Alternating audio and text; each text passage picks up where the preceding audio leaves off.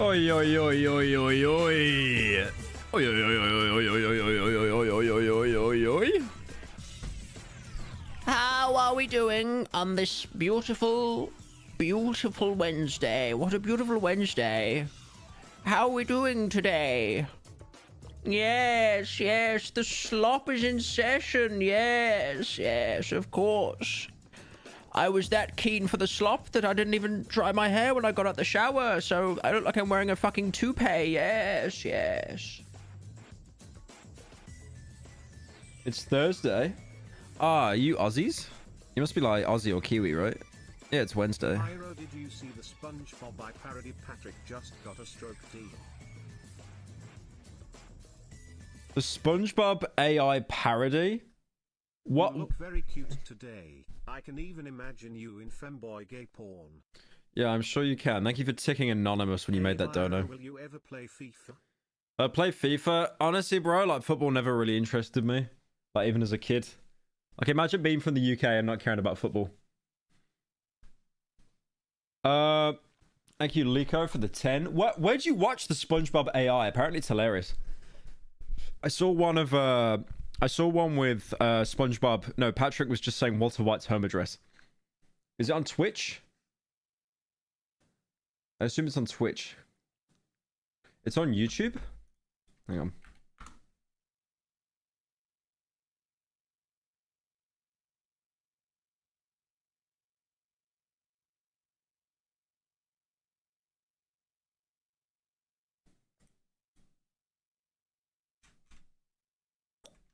Thank you. Just a coincidence for the 4 months. What slop will I do today? Oh, we got some slop planned. Oh my, we got some slop. Oh wait, here it is. AI generated SpongeBob. A few moments later. Now, I've been doing some So research, this is all and just it turns AI out generated, there's this right? really amazing place in Brazil called the Amazon Rainforest. The Amazon Rainforest? That sounds tropical. My friend shared And me a link fold. that might be on Twitch. Not sure it's like the Seinfeld I generated. Oh, I see. I see. Harness! What are you gonna do about it, Mr. Noodle Arm? Shut up, bro. I got massive arms. I got massive fucking biceps here. Well, actually, the pirate hares are mostly found in the Amazon River and not the rainforest. Who cares? All jumble to me? Blew up my toaster trying to make a piece of toast because apparently tin foil is conductive SMH anyway. I'm trying to find like... Thank you, Zopper Lloyd, for the 10. I'm trying to find like Wait, what's this one? Hey, Patrick, have you ever done it before? What do you mean? Okay. Fisting each other's There's asses. no... Okay, no. There's no way that was said. That's an edit. That's an edit, right? This video is real. I had to upload this for archival purposes. How do they not blacklist these words? Like, every time you get an AI, it always ends up being completely fucked by the end of it. Do you guys remember when Microsoft started, like, Tay AI? And then it just started saying how great, like, the Austrian painter was and how much of an amazing person he was and how women suck. Women shouldn't have equal rights. Like, if people have the chance to, like, corrupt an AI, they definitely will. No, I haven't. WH, Final wait. quarter stream. Thank you for the daily slop, Pyro. You've been a big help for me at tough times. Thank you, Zarian, for the 10. Appreciate it, man. Is it weird? No, not at all. It's just a lot of fun. You should give it a try. Okay, they're being a little bit zesty here. Just a little bit. The worst thing is, it hurts me on a personal level, right? Because SpongeBob is voiced by Tom Kenny, and Tom Kenny voiced Spyro the Dragon in, like, all the Spyro games except the very first one. So that's, like, my childhood character talking about being fisted in the ass. Yeah, I think I might. Thanks for the suggestion, SpongeBob. Yeah, I like to imagine how that is pretty much, That is exactly how Patrick would actually respond. That was dangerously accurate. Right, let's see this. A few moments later. Hey, Patrick, have you seen the crazy hobo? What? You know what we should do? You know what we should do? Like, no meme. Just upload these onto TikTok and make it out that these are actual episodes of SpongeBob, and you will trick like all the underages. He's still out there. Yeah, he killed his wife and dog earlier today. No way. Is he dangerous? I don't know, but I think we should watch out for him. Hey, SpongeBob, have you heard about these nuts? A few moments later. What do you think, Patrick? Should we try weed? Oh, look at the Gary there. Yep. Oh, Working as intended. I don't know, SpongeBob. Working as intended there. I mean, it's been banned for so long now. Yeah, but that's only because people aren't educated about it. You've probably heard of people doing crazy things when they're 53 high, like gun climbing ballpark trees or six. jumping out of windows. I thought that was in the video, but someone just donated with the SpongeBob TTS. A few moments later.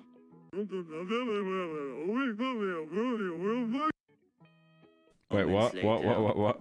Hey, Patrick, I've been thinking about sex a lot lately. Yeah, me too. SpongeBob, I'm starting to think that it might be time we tried it out. Holy! Really? Holy! So too. They actually are gay. They are gay. It really does make sense now. Like, SpongeBob never had a girlfriend. Patrick never did. It actually makes sense now. Yeah, I mean, we're both adults now. It's not like either of us is going to get pregnant or anything. I suppose you're right. Maybe it's time we took the plunge. What do you think, Patrick? Do you want to have sex with me? A few You know the worst thing is about it? The writing for this is still somehow better than current Simpsons shows. Current Simpsons seasons have weaker writing than this AI-generated garbage. moments later. Hey, Is it canon? No, 100% it's canon. No, definitely. Hey, Babs, Babs, you are really you awesome. okay? You helped me get through the week where I was getting investigated by the FBI for trying too hard. All love from America. Thank you, Ash, for the 10. Wait, you're being investigated by the FBI for trolling? Most normal pyro viewer. What happened to you? It's a long story, but basically, I got addicted to Kidman. A few moments later. All right, Patrick, let's talk about cock and ball torture. Who writes these? What is that? Who writes these?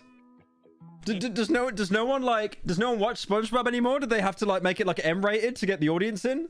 Like you scrunge for 11 months. It's a type of DCM where the genitals are subjected to different types of torture. You know what? Okay, they're talking about cock and ball torture, right? Hang on. You know, I didn't even realize. You know when I did the video on Cry of Fear? You know what week is? Your biceps lol. My biceps are enormous. Look at this. Look at that.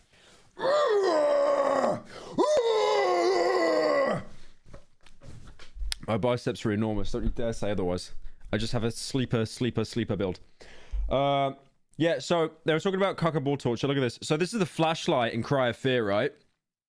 The flashlight that you've got. And I didn't even know this, but on the top of it, on the front, Wait the slop video for this. D. it says cock and ball torture.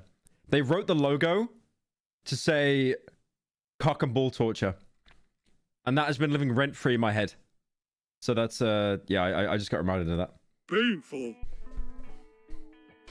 It can be depending on the intensity of the torture, but it can also be a huge turn-on for some people. Interesting. I'm not sure I'm up for that, though. A few moments later. What's up? Someone in chat is saying, I've been taking kit. I haven't been taking kit.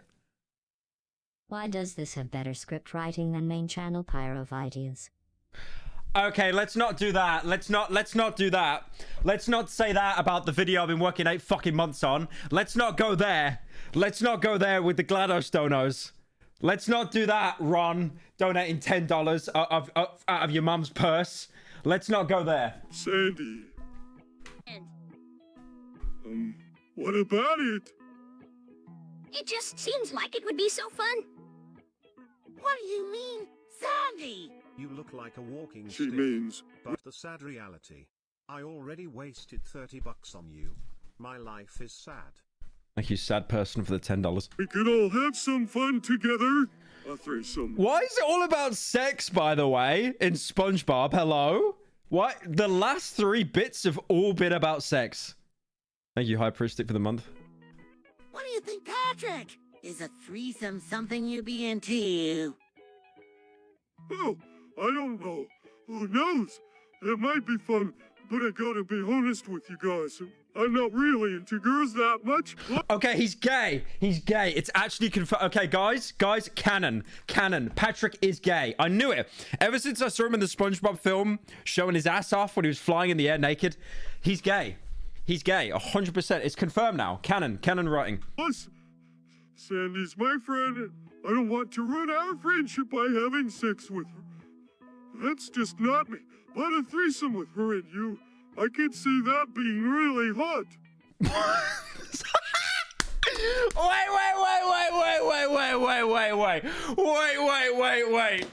Wait a minute. Okay, so he's saying he's not into girls, fair enough. And then Sandy's his friend, doesn't want to ruin the relationship, you know, like a friends with benefits. I get that. But then he's basically low-key admitted he would sit and watch. You know what else is small? You. Rigo. Feel so came and also house blue. You haven't shown your rabbit in a while and I'm getting worried. Thank you, Turbulent, for the 10. My rabbit's fine. He's just down the hallway in like a little hutch, little rabbit hutch. So anyway, he just admitted to wanting to be sat there in the cook chair. Actually in the cook chair. Now the gay stuff, that's fine. That's fine. It's current year, like who cares, right? Like who are we to judge? That's fine. But the cook chair. The cook have you guys heard the meme? Every hotel got the cook chair. This is Patrick Star. Look at this. Every hotel got the cook chair. I've noticed this as well. Every hotel I've stayed at, they always have that chair that just doesn't do anything. There's no desk for it. You can't work from it. It literally just is the cook chair. Every hotel has the cook chair. And Patrick Star would be sat on that chair. A few moments later. Hey, Patrick, how'd your day go? It was good, SpongeBob. I mean, that's great. But good? Why does Patrick actually just sound like Patrick? Because the AI like TTS is a little bit delayed and slowed, but because Patrick is literally slow in the brain, it is so fitting. Really? What happened? Well, I talked to McCrabs about going into rehab for his ketamine addiction. He seemed really happy about it. That's good news, Patrick. Mr. Krabs needs to get help for his problem. Do you think he'll actually go through with it? Given his track record, I doubt it. But we'll see.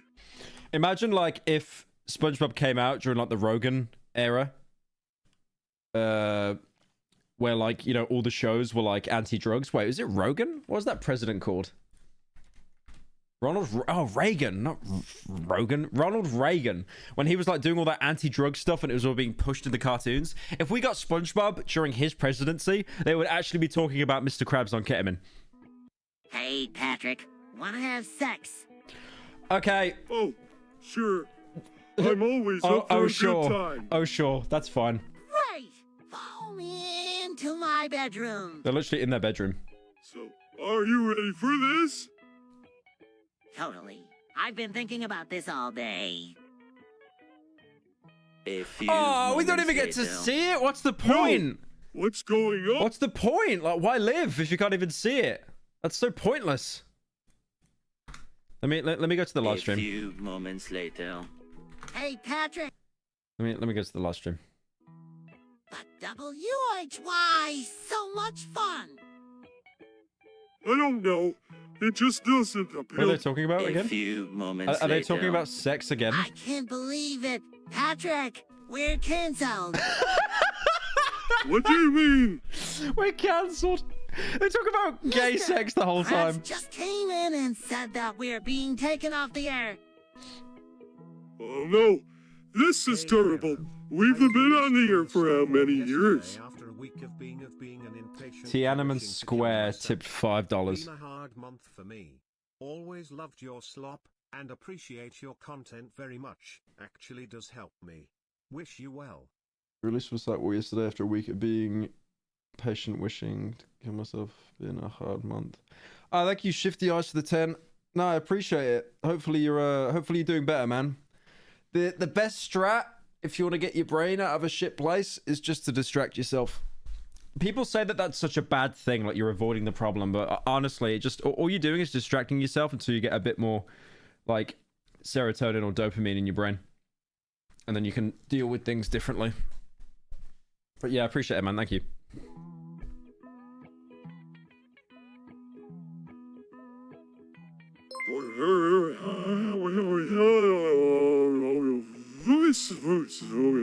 I agree. I agree with Patrick here. I do agree. It's pretty controversial, but I agree.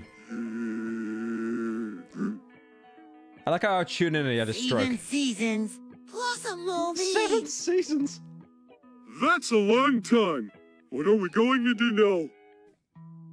I don't know. Patrick, I just don't know. A few moments later. Hey, Patrick. Hi, SpongeBob. What's up? Well, I was just wondering if you wanted to come over to Okay, my house this and will- play some games. Who's called Tiananmen Square? Sure. Tiananmen That Square. sounds like fun. Great. I'll see you later then. Okay, they're playing some games. That's kind of wholesome. Bye. Nothing wrong with that. That's actually kind of wholesome. A few moments later. Patrick, have you heard of the deceased Ligma? No. What is it? I'm not sure, but I think it might be serious. I read an They're article actually about it on stuck the in internet. 2019. We need to get them What out. does it do? We need to get them out. They are stuck in It causes people to 2019. die. Oh no. We have to tell everyone you get vaccinated. What? Why is this like an actual plot in a SpongeBob episode, A though? few It feels like moments Patrick would later. actually fall for that. So, Wait, someone in chat said Patrick, Pyrocynical's what do you watching. think of Fallout 4? Pyrocynical's watching. I don't know, SpongeBob. I'm not really into that kind of thing. Thank you, Hardick, for the 8 months. What do you mean? It's one of the most popular video games ever. Like, he's got the GameCube controller. I know, but I just don't really care for it. Is mayonnaise an instrument? Why so much? Should we just go to like the most recent, like live? Let's have a look. Have a look what they got. I have to refresh. Batty like that. Who knows what kind of treasure we could find? A few moments later.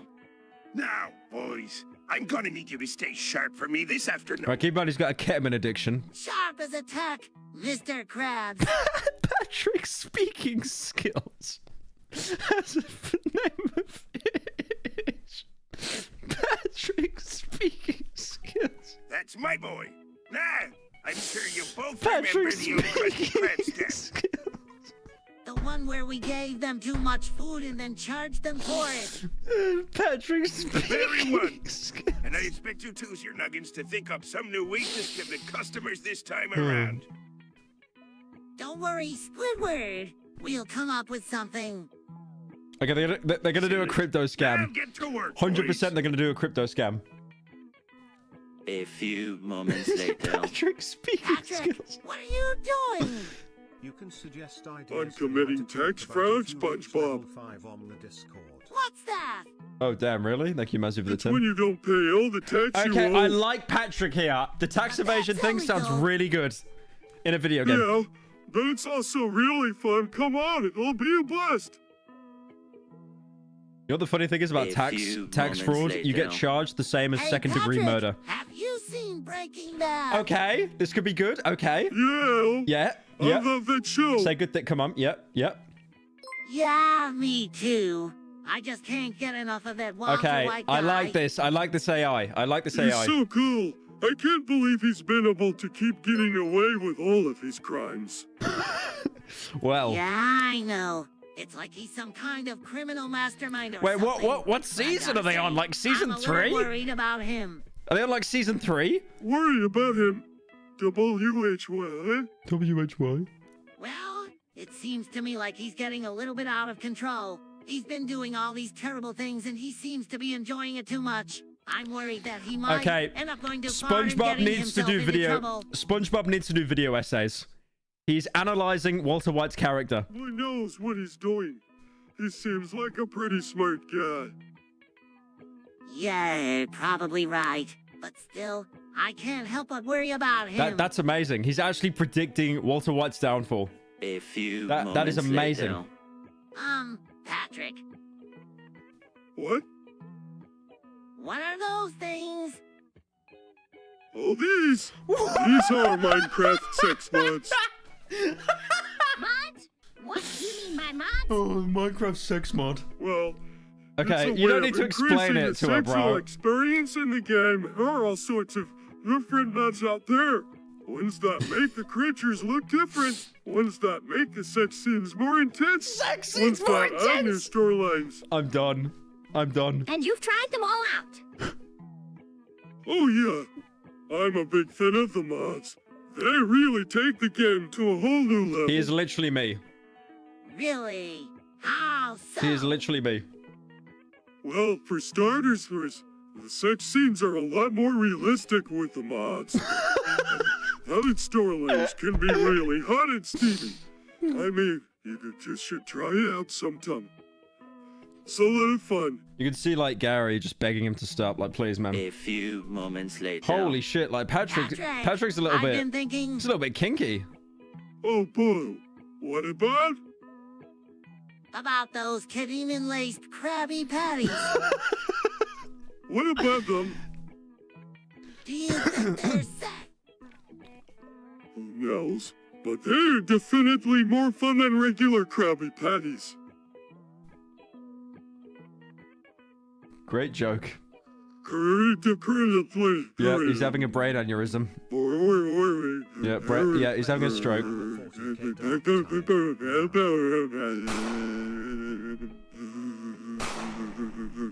He's having a stroke, and there's just like Detroit gunshots in the background from the dono. This is the true definition of Patrick's speaking skills. He's actually using all of every few neuron in his brain to speak. later. Hey, Patrick, what's up? Not much, SpongeBob. Just talking with Sandy about stuff. You. I just telling Patrick how I'm going to be the new queen of the squirrels. Okay, that's pretty wholesome. How can this go wrong? What? That you can't be the queen of the squirrels. You're A squirrel. Yeah. I was born a squirrel and I'll die a squirrel. Is that the one wholesome bit we've had? You don't even have a tail. Okay, he's just blind. That's because I lost it in a battle with a gang of raccoons. Are they all on fentanyl? Like she has a tail. It's right A there. few moments later. Patrick, have you ever heard of SpongeBob or... No, I'm not watching this. No. It's when someone eats another person. Why is he playing this? Why would anyone do that? No. I don't know, but it's a real thing. No. I saw on the internet. Nah, we're done with this. I don't want to see it. Nah, we're done with Or this. think about it. Nah, we're done with this. We're done with this. Oh my Lord, baby Jesus. I'm not being called out like that. Oh, no. No. That was, no. I don't, they know you're watching. It's an AI. Oh, that was something. That was definitely something. That was definitely something. Nothing happened on June 4th, 1989. Pyro, you are literally like one of the 4 good British people in the entire world. Can I get a trans rights? And I think... Hell yeah, trans rights. Thank you, balls to the White 10. flag. Belch. Hey Byro, I'm stone watching Drive right now. God, Ryan Gosling is literally me. Ryan Gosling is no. Ryan Gosling's me. Ryan Gosling is actually me, though, for real. No, I just... Okay, all right. I want to get on to something else now. That was the May 31st incident. Yeah, there's an incident every fucking week at this point. I wanted to watch this because it keeps coming up in my recommended. I'm not sure what it's about, but one of you in chat was suggesting that I watch this guy, Whistling Diesel. He apparently just makes and buys these insane vehicles and just runs them over shit. You know, like, his views are insane. Like, goddamn. Make a slop for it? Yeah, no, I will. That was funny. That was funny. Yeah, he just like, laws don't apply to me. I own a tank. It's just like, you know, classic American. I get big thing and then I run it over. But he's made a video called "When You Don't Back Down Like the Government Expects You to." So true. I just want to start this off by first saying I would much rather be making a fun piece of entertainment for everyone right now. But the court system has forced my hand. I don't really have a choice, and I feel like the I hate to admit it, I've never watched this guy, by the way. Never watched him. I have no idea who he is. But, like, his background reminds me a lot of Liver King. It's that same kind of energy. You've got the dollar bills for some reason. You've got the SMG there. You've got the grenades. You've got the Claymore. I hope he's turned that off. I hope that's not a real Claymore. general public should know about what is going on in the DeKalb County, Tennessee court system right now. That being said, about 2 years ago, I caught a man stealing from me. I went to his house. I got the police to get a search warrant within 10 minutes, and I forgave him for stealing thousands of dollars in priceless items from me, as his wife stood there crying, and I showed him mercy for stealing 20 things from me. And I think it's very ironic that a person that has stolen is not... Sorry, I'm not sure the context of the situation. I'll watch the video in a second, but like him just saying, like, I showed mercy. I showed mercy to you. He's talking like he's a Far Cry villain. Does anyone remember in a... Okay, here's a bit of a throwback. Video game reference. You guys remember Far Cry 3 multiplayer? I never talked about it in my Far Cry video, but like in the Far Cry 3 multiplayer, whenever you were on the winning team and you were the MVP, you had a choice of whether to execute or to show mercy to the other team's MVP. I'll see if I can find an example. But it was a really genius feature, and I wish more games did it. Hang on. It was like kill or it was mercy. I'll show you. But yeah, so your MVP, you as the MVP on the winning team, would basically choose what you did with the MVP of the losing team. You think you can hurt me? You have to try harder than that. Come on! You even trying? Beat the fucker! Oh! So that's like the opening one. But the more XP you got and the more finishes or mercy you unlocked, they got more and more ridiculous. So let's look at like let's look at one like near the end, like end game mercy. All right, it's time to show me what you got. Okay. All right. Go.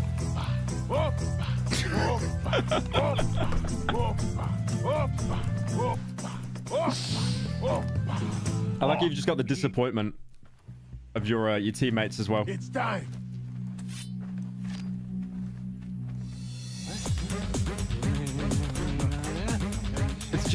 It's so stupid. It's so stupid. I'm trying to see what else they've got for I'm trying to see what they've got for oh yeah, there was like one where you fan them or something. That's right.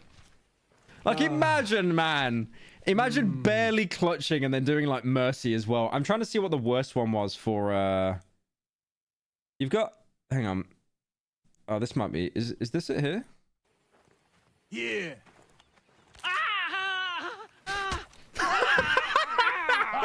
What a little Oh my god, the T. Okay, you couldn't have that in a modern game. You couldn't have that in a modern game. What the hell? I love Far Cry 3 now. Not in jail, and I and a friend may be going to jail for allegedly splashing with jet skis. So this video isn't meant to be slanderous in any way whatsoever. Wait, why is he going to jail for splashing on jet skis? Like, Ace family did that, and that was totally fine. You guys remember that, right? They were on jet skis, and they were literally causing like a mudslide. They went on like, yeah, they went on like a jet. Okay, that's not what actually happened, by the way. That they did not cause that much of a mudslide. But the Ace family had a jet ski on their pool, and because it was so high up, they were causing all the water from their pool to like go down and like hit the other residents and cause like a small mudslide. Everything I say is factual. I have the paperwork right in front of me.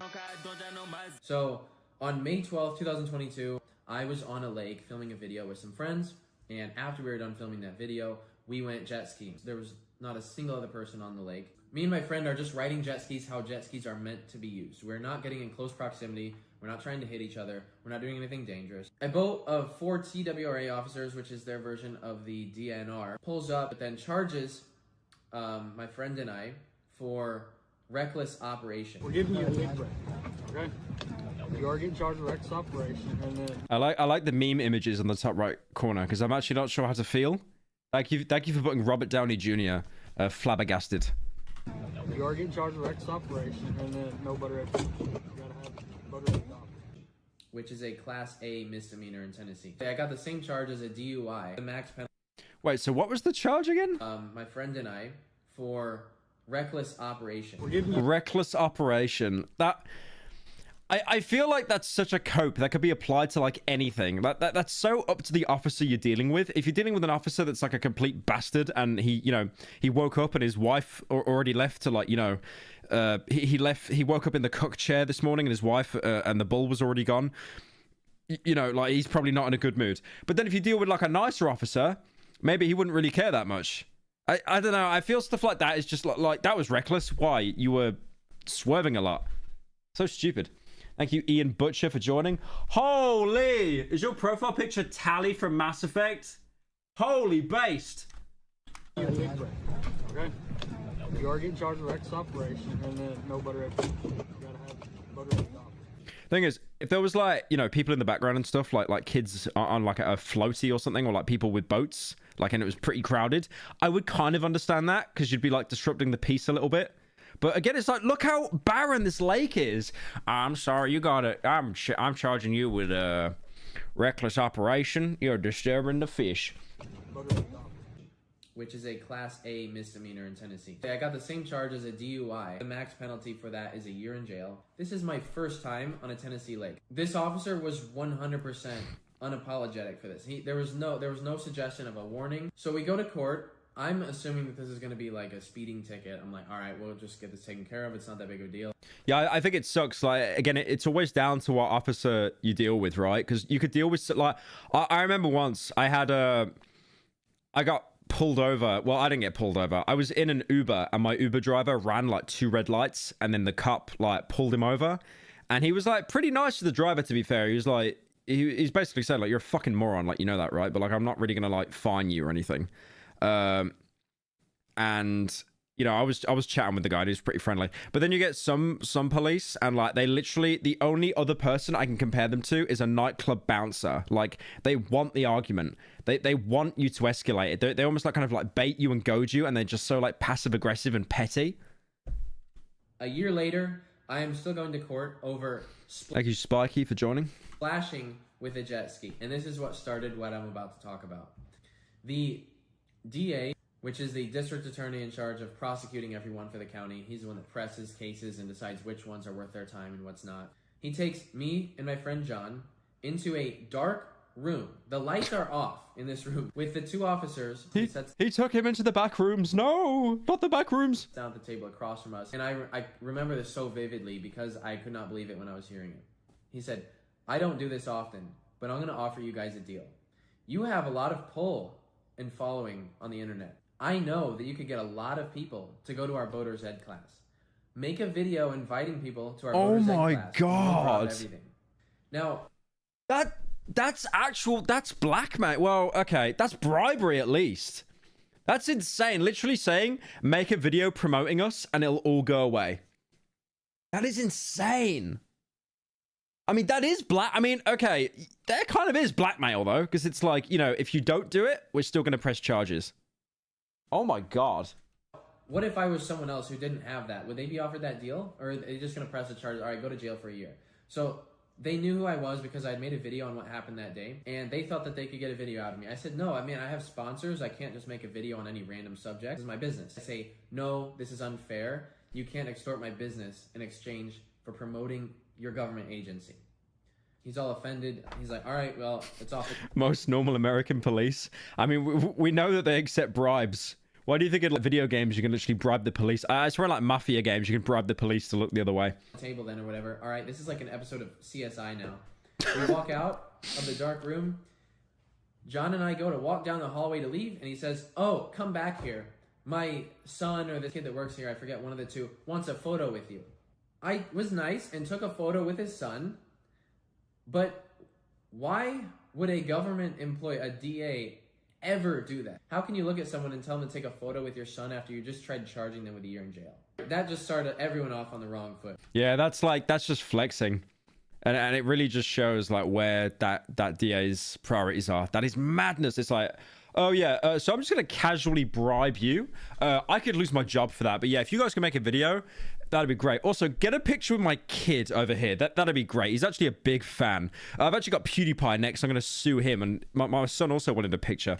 So I'm in a video talking about it, and the DA saw this, and he has made it his absolute effort to try to push this through. One day we go into the court for the preliminary hearing. We're the only ones dressed up in suits because we haven't murdered anyone or dealt meth. The judge is sitting up there, and they cross-examine the officers that pulled us over that day. They say, were you wearing body cams? No, we weren't wearing body cams. My lawyer asks the officer that pulled us over, what did this scares me, man. This makes me think, like, if I ever went to America and did anything, I feel like I'd need a body cam on. Because, like cops can just lie. They can just flat out lie, and, like, they'd believe the authority figure over you. No wonder that everyone in the world has a dash cam on their car. I feel like everyone's going to be having, like, body cams next.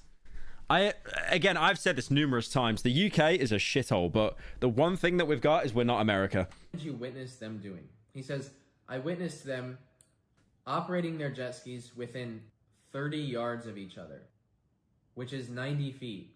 He then asks, what is the legal operating distance of two watercraft between each other? He says, 150 feet. The judge then corrects the TWA officer and says, no, it looks like it's actually 100 feet. So you're telling me that this officer could tell from half a mile away through binoculars that we were within 10 feet of getting a year in jail. Ever since that pretrial, I was waiting for the audio recording. I had my lawyer submit a request. A month goes by. I call, finally. I say, hey, where is our pretrial? I would really like this pretrial. Sorry, we can only give that to your lawyer. So I said, all right, well, he's going to come pick it up. See, what Whistling Diesel doesn't understand is the cop was eating his carrots. He actually had 20/20 vision, and he could actually see if there was a 10 feet gap half a mile away. You silly boy. You silly boy, Diesel. You should have just taken the offer in the dark room. In the dark room where they've got probably like night vision cameras and parabolic microphones. Sorry, we're having problems with our system. No, he's going to get it Monday. They're stalling as much as they can for us to not have this. My lawyer drives 2 hours to the courthouse Monday. You mean 10 donuts apart? That's, come on. The cop donut joke, come on. Thank you, Ham Sandwich, for joining. And he picks up this CD, DeKalb County Prelim, State versus Detweiler. This is going to be like the CD in Breaking Bad where like Walter White's admitting that all his crimes. You know that? You know that scene where it's like, my name is Walter Hartwell White. I live 308 Negro Royal Lane, Albuquerque, New Mexico, 87104. I am making this as a confession. We get the CD, and we try it in literally everything. CD.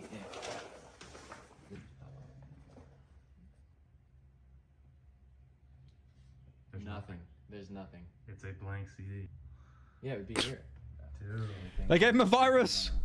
But what I can't just the one file on it is like free Harry Potter film 1080p. Can't understand is why the CD's blank.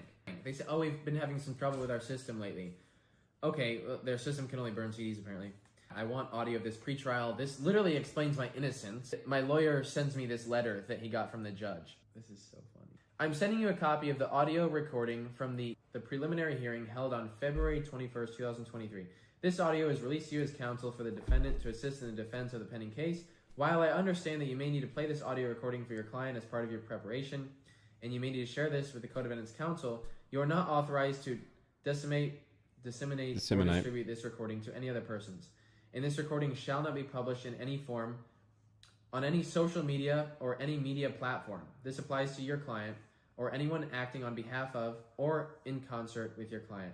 Should you have any problems with my instructions, you're welcome to contact my office to discuss this with me directly. All right.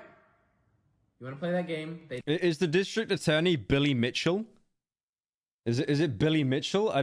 I don't even understand how you could be this corrupt. They don't want me to have anything to talk about on social media because they know that I'm making videos talking about what's going on in the court. I don't care if their equipment's not updated. Sure, it'd be fine if the CD actually had anything on it. But what's up with the games? Like, I don't get that. And they also send me the letter that says I can't have the pretrial when any other person in any other case would get the pretrial. The poor other kid. Imagine losing out like on a pretrial as a YouTuber over like a 10-foot gap on a jet ski. And then you've got some guy like some meth head who's on like heroin and fentanyl. He just walks past you like, yeah, I'm just here for my pretrial, my pre-hearing. It's fine. Hey Pyro, could you repeat the words you spoke 30 minutes ago? I need something for my script so I can feed my piggies. No, Charlie. No, Charlie. I'm not giving you anything. You have enough money. You have enough money. Kid that's in on this with me is kind of at my mercy because they won't drop it for him. So as long as I don't back down, this other kid faces the same charges as me. So any other person would not be able to afford the legal fees to take something this far, especially with a good lawyer. Let's just say I've hired someone to help take care of this because I would like to. Let's just say that all this could be resolved very quickly, I feel like. So I am now in. Honestly, what this guy should have done is, I know I shouldn't be cracking jokes at this. He should have got a sponsor on this video. Imagine. He's got like 4 million views, which is really good. Like how much money is he going to get back off this video?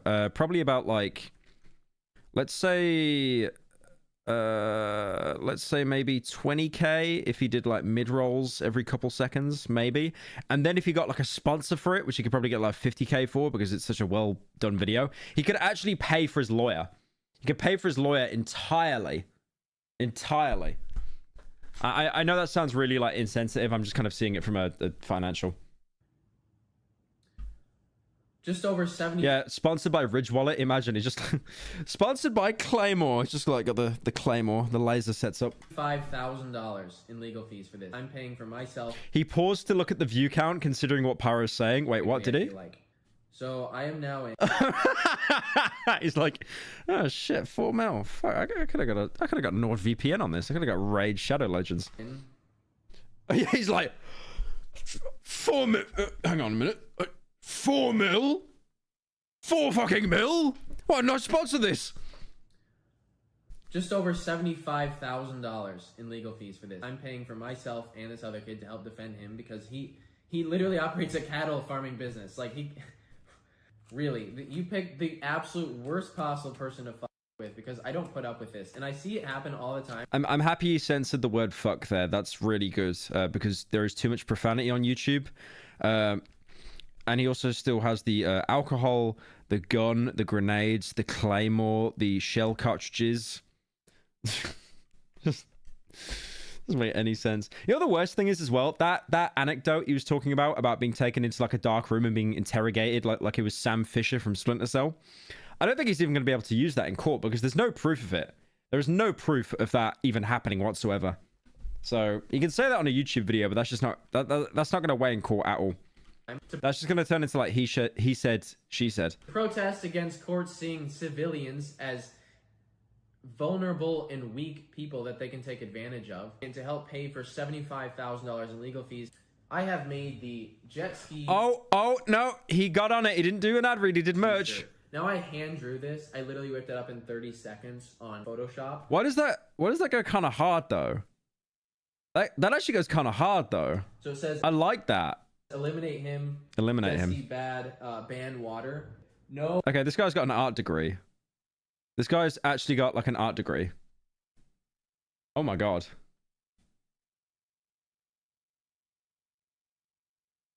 Okay.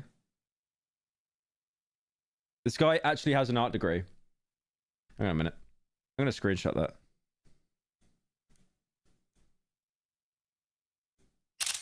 Alright, nice. H2O. Jail citizens with boats. Here's my plan. If I could just get 5,000 people to buy this shirt, that's enough to take this to the Supreme Court. So that everyone can afford this shirt. I made it cheaper than all the others. And it's now on monstermax.com. This is not real money in case people think I'm just rolling in the dough. I spent more time on this t-shirt than the DeKalb County Courthouse spends on professionally putting together a court case. Anyways, this is just to help to pay for the court fees. I'm going to mention this to my lawyer. Hopefully we can get some live media coverage for the next court case. There was furry inflation in the recent screenshots. No, there wasn't. Oh, fuck. Okay. Because I think that'd be really entertaining since they tried hiding the prelim trial from everyone. I think it'd be really entertaining if everyone got to see it happen in real time. That's insane, though. He's going to sell out of that as well. He's definitely going to sell out. All funds will go to legal fees. That's genius. I really like that. Surely he sold out. Let's have a little look. Iconic hoodie. Drop bombs tee. Okay, this is kind of cool merch, actually. There it is, the jet ski. Yeah, that actually goes kind of hard. I like that. Anyway, I want to watch this one now. This is the worst Garry's Mod ripoffs.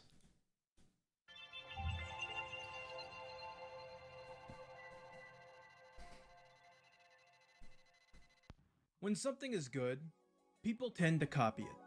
That's a concept that stretches to just about any community or niche that you can think of. Music is copied. Fashion is copied. Art is copied. So it only makes sense. Did you guys hear about that music case actually with who's the ginger guy? What's his name? The guy with the funny eyes. He's got like really lazy eyes, like worse than me. What's his name? Ginger music guy. This guy, what's his name? What's his name? Fuck me, what's his name? What's his fucking... I'm not... Ed Sheeran. I'm not clicking on your little gay article. Yeah, Ed Sheeran actually was in a court case over, like, Hey, music... Byron, you should be more careful with what you share on stream, cause your recent screenshots had some interesting furry art. Cheers. Thank you, Ecto, for the 10. Yeah, we know, buddy. We know. Yeah. So he got involved in a court case where it was like someone claimed that he stole their music, and then he had to like play a guitar in the courtroom or something. It was just embarrassing. It was such an awkward case. I can't show any of it because it wasn't actually like televised or recorded or filmed or anything like that. But he basically said at one point like, "Oh, if I lose this case, I'm going to quit music forever." And surprise, surprise, he did not lose the case. Instead, in the volatile world of video games, copycats are pretty much going to be guaranteed. We've seen big culture. It makes a good point though, because like, look at me, right? I moved over to like daily videos, and then Critical started copying me. So it really does go to show like everyone just starts copying each other. It's insane. Truly relevant titles like Grand Theft Auto, Call of Duty, Minecraft, and 20k bitrate with the chair X porn, bro. What the hell? Thank you, Anonymous, for the 10. I don't know what you're talking about. Halo becomes so popular that the rest of the gaming industry can't help but try their hand in making their own versions of those winning formulas. The games that come out of this phenomenon are called clones, or knockoffs, or ripoffs, whatever you want to call them. And as negative as that connotation may sound, they're really not all that bad. Some video game clones, while derivative, are actually pretty good by their own merit. That's Infiniminer, by the way. That was the game that Minecraft was based off. Like, without Infiniminer, Minecraft just flat out would not exist. A lot of them even end up surpassing the games that they are originally knocking off. Oh, that game was really fun, the one with the portals. There's one video game that, despite being culturally relevant, pretty simple to understand. Are you planning on watching Alt Shift X's video on All Tomorrows today, or are you saving it for a later date? Thanks for the amazing slop. Thank you, Give Me Butter, for the 10. I could watch it this stream, but I'll probably save it for another time, I think. And most importantly, old, remains an anomaly, as despite meeting all of the criteria for when a video game usually gets copied, it still has yet to be cloned in a proper manner. That video game is Garry's Mod. Gay Mod?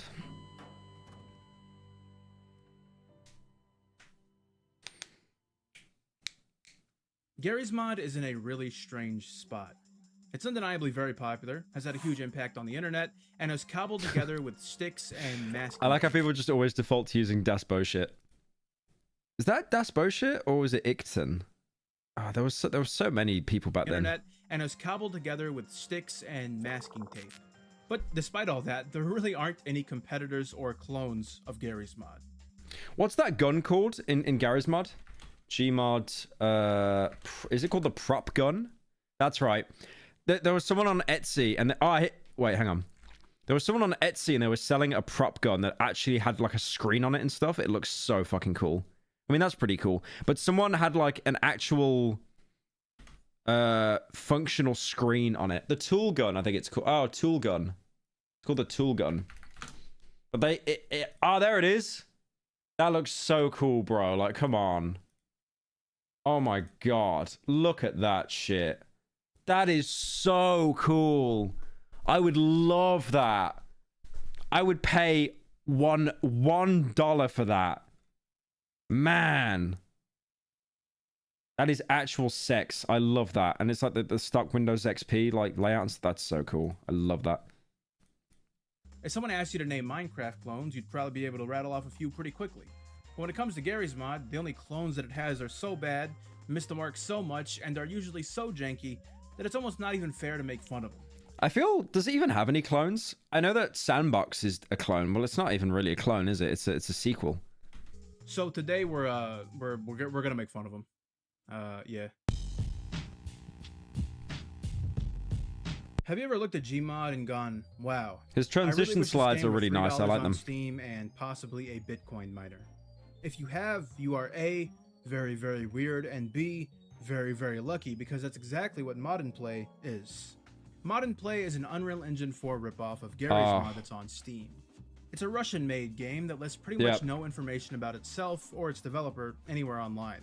As far as I can tell, this game was made pretty much... As soon as I heard it was Russian, it was over. It was actually over. Just an atomic heart moment. Much to just trick people into spending $3 on it, but it actually unintentionally delivers a product that's kind of worth... I hate to admit it, right? I really hate to admit this because it is such a shit argument. You know when people say like, old good, new bad? It kind of is the case. With Gary's mod, it's almost been cemented because it's been around for so long. It is cemented as nostalgia. And if you can cement something as nostalgia, you have so much brand loyalty there that it is so hard to actually pull someone away. Like this looks like slop, but you could set up the exact same thing in Gary's mod and be like, oh, it's the G-Man, it's Dr. Kleiner, oh, soul. The process. By default, what you get in Mod and Play amounts to basically nothing. There's a very limited selection of super generic weapons, maps, and props that clearly had no effort put into them, and stream that the soldier in TF2 should be buffed, more ammo, more damage to the pyro class, and also bigger rocket hitbox. Thank you, soldier. No, fuck you, soldier main TF2 for the 10. Okay, so how can you buff the soldier's damage when he one-taps everything? How can you buff the soldier when he gets 4 rockets per magazine? Doesn't make any sense, by the way. And he one-shots everything. And then you'll say to me, oh, well, he doesn't one-shot a heavy, actually. He doesn't one-shot a heavy. It's like 2 to 3 rockets to kill a heavy. Well, the soldier would just get a critical anyway, out of pure fucking luck. It's funny, actually. The crit chance is so incredibly low for all classes, but with the soldier, it's like 99%. It's insane. Stupid NPCs that just barely meet the bare minimum requirements to be considered AI. That looks awful. I really want to describe this game as... the copy off of you, bro. Get out here, Charlie. Okay, Pyro, keep doing your sloppy slop. You killed Charlie? You killed him? Damn, that was kind of cold. I mean, I got no more competition now, but it's kind of cold. It's janky, but I don't know if that would be the right word for it. Gmod is janky. That's what makes Gary's mod. But Mod He only does 100 damage per rocket. Yeah, you forgot to add a 0 on the end of that. Play is just nasty. I don't think there's even a single original asset made for this game. As far as I can tell, that's the Dune buggy from Far Cry 2. Every single asset has been... That's literally the Dune buggy from Far Cry 2. What? ...and lovingly ripped off the Unity asset store, which is pretty par for the course for these types of games. Credit where credit is due, though. There is some amount of effort put into Mod and Play, I guess. It has peer-to-peer multiplayer that, from what I can tell, works just fine, and comes with some pretty neat stuff like embedding YouTube videos, text screens, and a prop resizer tool, which Gary's mod, for some reason, still has yet to introduce. It's like, it looks so soulless because it is just a big box as well. Since 2014 and now revising for medical school finals. Thank you for the high quality videos and also the daily slop to help me keep sane whilst studying. Thank you, Maddie, for the 12. Appreciate it, man. Oh. Why Pyro? My favorite yummy tasteful slop producer. Are you familiar with the web series Bugbo? The whole experience may amount to only 6 minutes, but it will change your life the way you change ours. Who from Birmingham? Thank you, Ivory Diego, for the 10. Bugbo. Yeah, I've never heard of it. Never heard of it.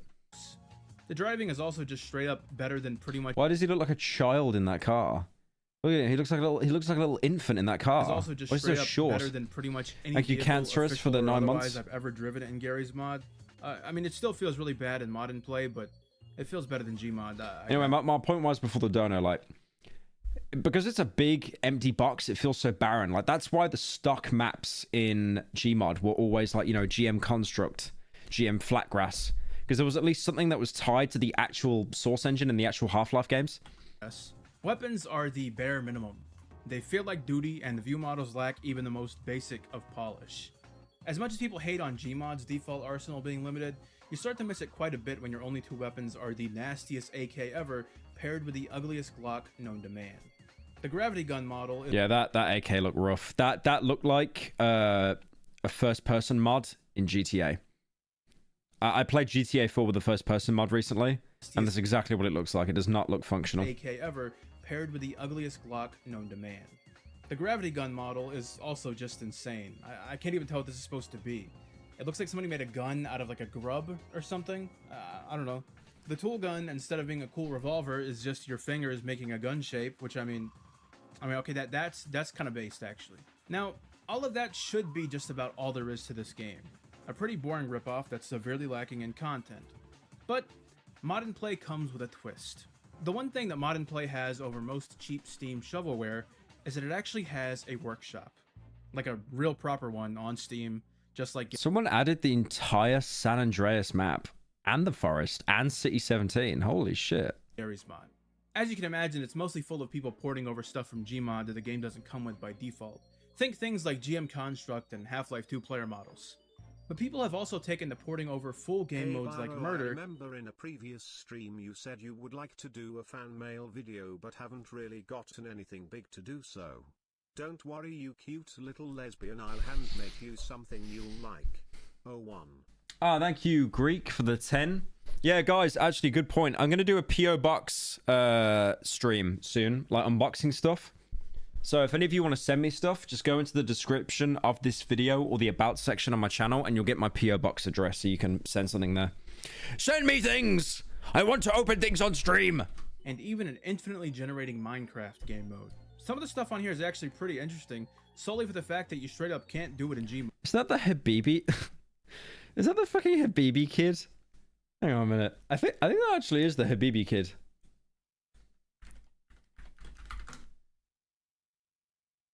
Wait. Habibi. Hamoud. Hamoud. Hamoud. It literally is. Hamoud. Hamoud It is. Habibi. Hamoud. Hamoud Yeah. Habibi. Hamoud Yeah. Habibi. Hamoud. Hamoud Habibi. Hamoud. حمود قوم اقعد من النوم قوم اقعد من النوم قوم اقعد من النوم يا أحمد حمادي. Example, the Unreal Engine has no map size limits, which means you can drive around with your friends on the entire Grand Theft Auto San Andreas map. And also Dr. Kleiner is there. Hamoud. So that's cool. Hamoud. GM Construct is here, of course, lovingly ported over from Source to Unreal. And while there's not a lot to comment on regarding this map, whoever ported it included a secret room and a screenshot of them actually developing the map in the Unreal editor, which I think is pretty hilarious and lends a touch of soul to this otherwise soulless game. It is kind of interesting to see things that are uniquely Source Engine get ported over to a brand new top-of-the-line engine, even if the end result is usually pretty gross. It's also funny to... Because the textures just wouldn't be upscaled either. They just look so grubby.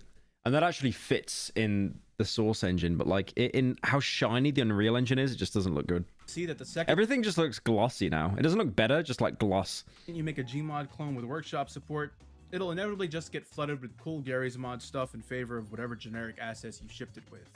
All in all, I guess there is some sort of potential in modern play thanks to its workshop support. It'll never, ever in a million years compete with Gary's mod, but there's at least an hour or two of fun to be had, and it's $3, so I don't care. Yeah, you can't really hate on $3, but like again, why even touch Modern it? play was a low effort asset flip that ended up being kind of okay. Modiverse is a high-effort project that ended up... That's because of PBR materials. I have no idea what that means. I have no idea. I know you do like game dev and stuff, so you'd actually know though. But yeah, I'm not sure. 3 stones with 1 bird. 3 streams with 1 slop. Sucking bad. I don't even know where to start with this game, man. The menu is insanely complicated, doesn't make any sense, and by default, the game has 0 assets in it at all. All of the official assets had to be downloaded from the workshop, which is insane, just for the record. So everyone's clear, that is insane. So it's basically, it's PS5. So this is a PS5 game. It has no games. You literally need to download other people's work to play it. That is the closest thing to a PS5 on Steam I've ever seen in my life. That is insane. Imagine having to download Dr. Kleiner from the Gmod workshop. That would be weird. The lighting and stuff isn't bad, I guess, and looks pretty par for the course, but all the models and weapons and everything really are animated poorly and just don't... Oh, that looks awful. That looks... Look at that text. It's so stretched, like, vertically as well. It's so, like, narrow. Par for the course, but all the models and weapons and everything really are animated poorly and just don't look good. Which, to be fair, they wouldn't be interesting looking even if they were well made, so I guess it doesn't matter that much. Dude, that looks like Splatoon. What the hell have they done? That looks so bad. That might actually be Splatoon. Is that Splatoon? It might actually be. My point is, it looks like shit. It looks like something on the Nintendo Switch. By default, the player models you get are a generic soldier guy, a bunch of variations of generic sci-fi warrior, and also a wolf. Hey man, those are obviously the Power Rangers. Come on, have a bit of culture, man. Variations of generic sci-fi warrior, and also a wolf for some reason. I don't know. The weapons look like they've been ripped out of a mobile game, and the view models are god-awful and nasty to look at. If you shoot an automatic weapon at all and then switch to a pistol, the automatic weapon will continue to fire forever and ever until it runs out of ammo, and you can't stop it. This is a retail product on Steam, by the way, just so you know. There are so many problems with Modiverse that it's hard to even list them all off. First off, putting the official assets on the workshop means I don't know what the hell is official and what is not. So when I just wait. Let's see what they got. They got business. Okay, let's see the characters they got here that will rival the Half-Life 2 cast. You've got large video wall, business Jack, Manuel dancing, Dennis. Why does Dennis look like the CIA guy? Hang on. Why does Dennis look like the CIA guy? That's actually...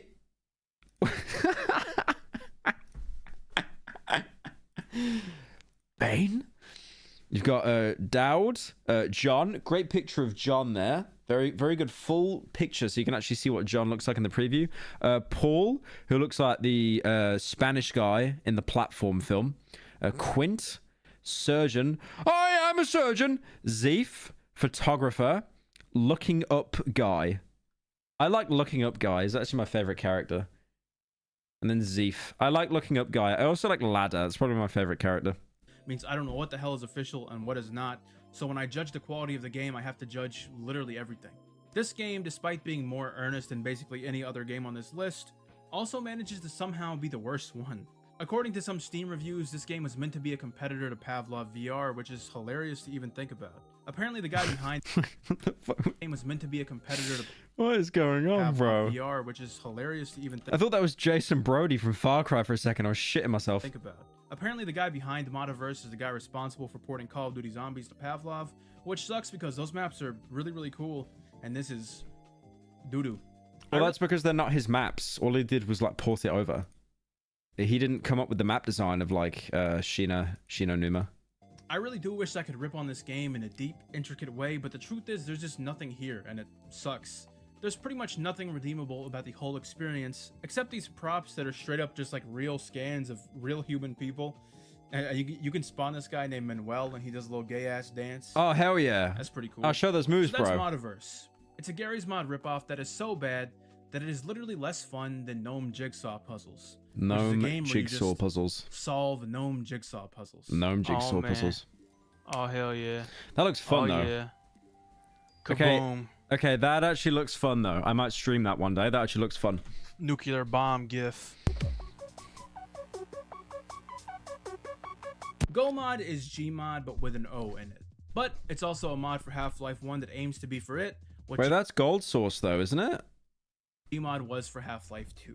This one's a lot less of a ripoff and more of a fan project, but it's still running off with Gmod sauce, so it deserves to be on this list.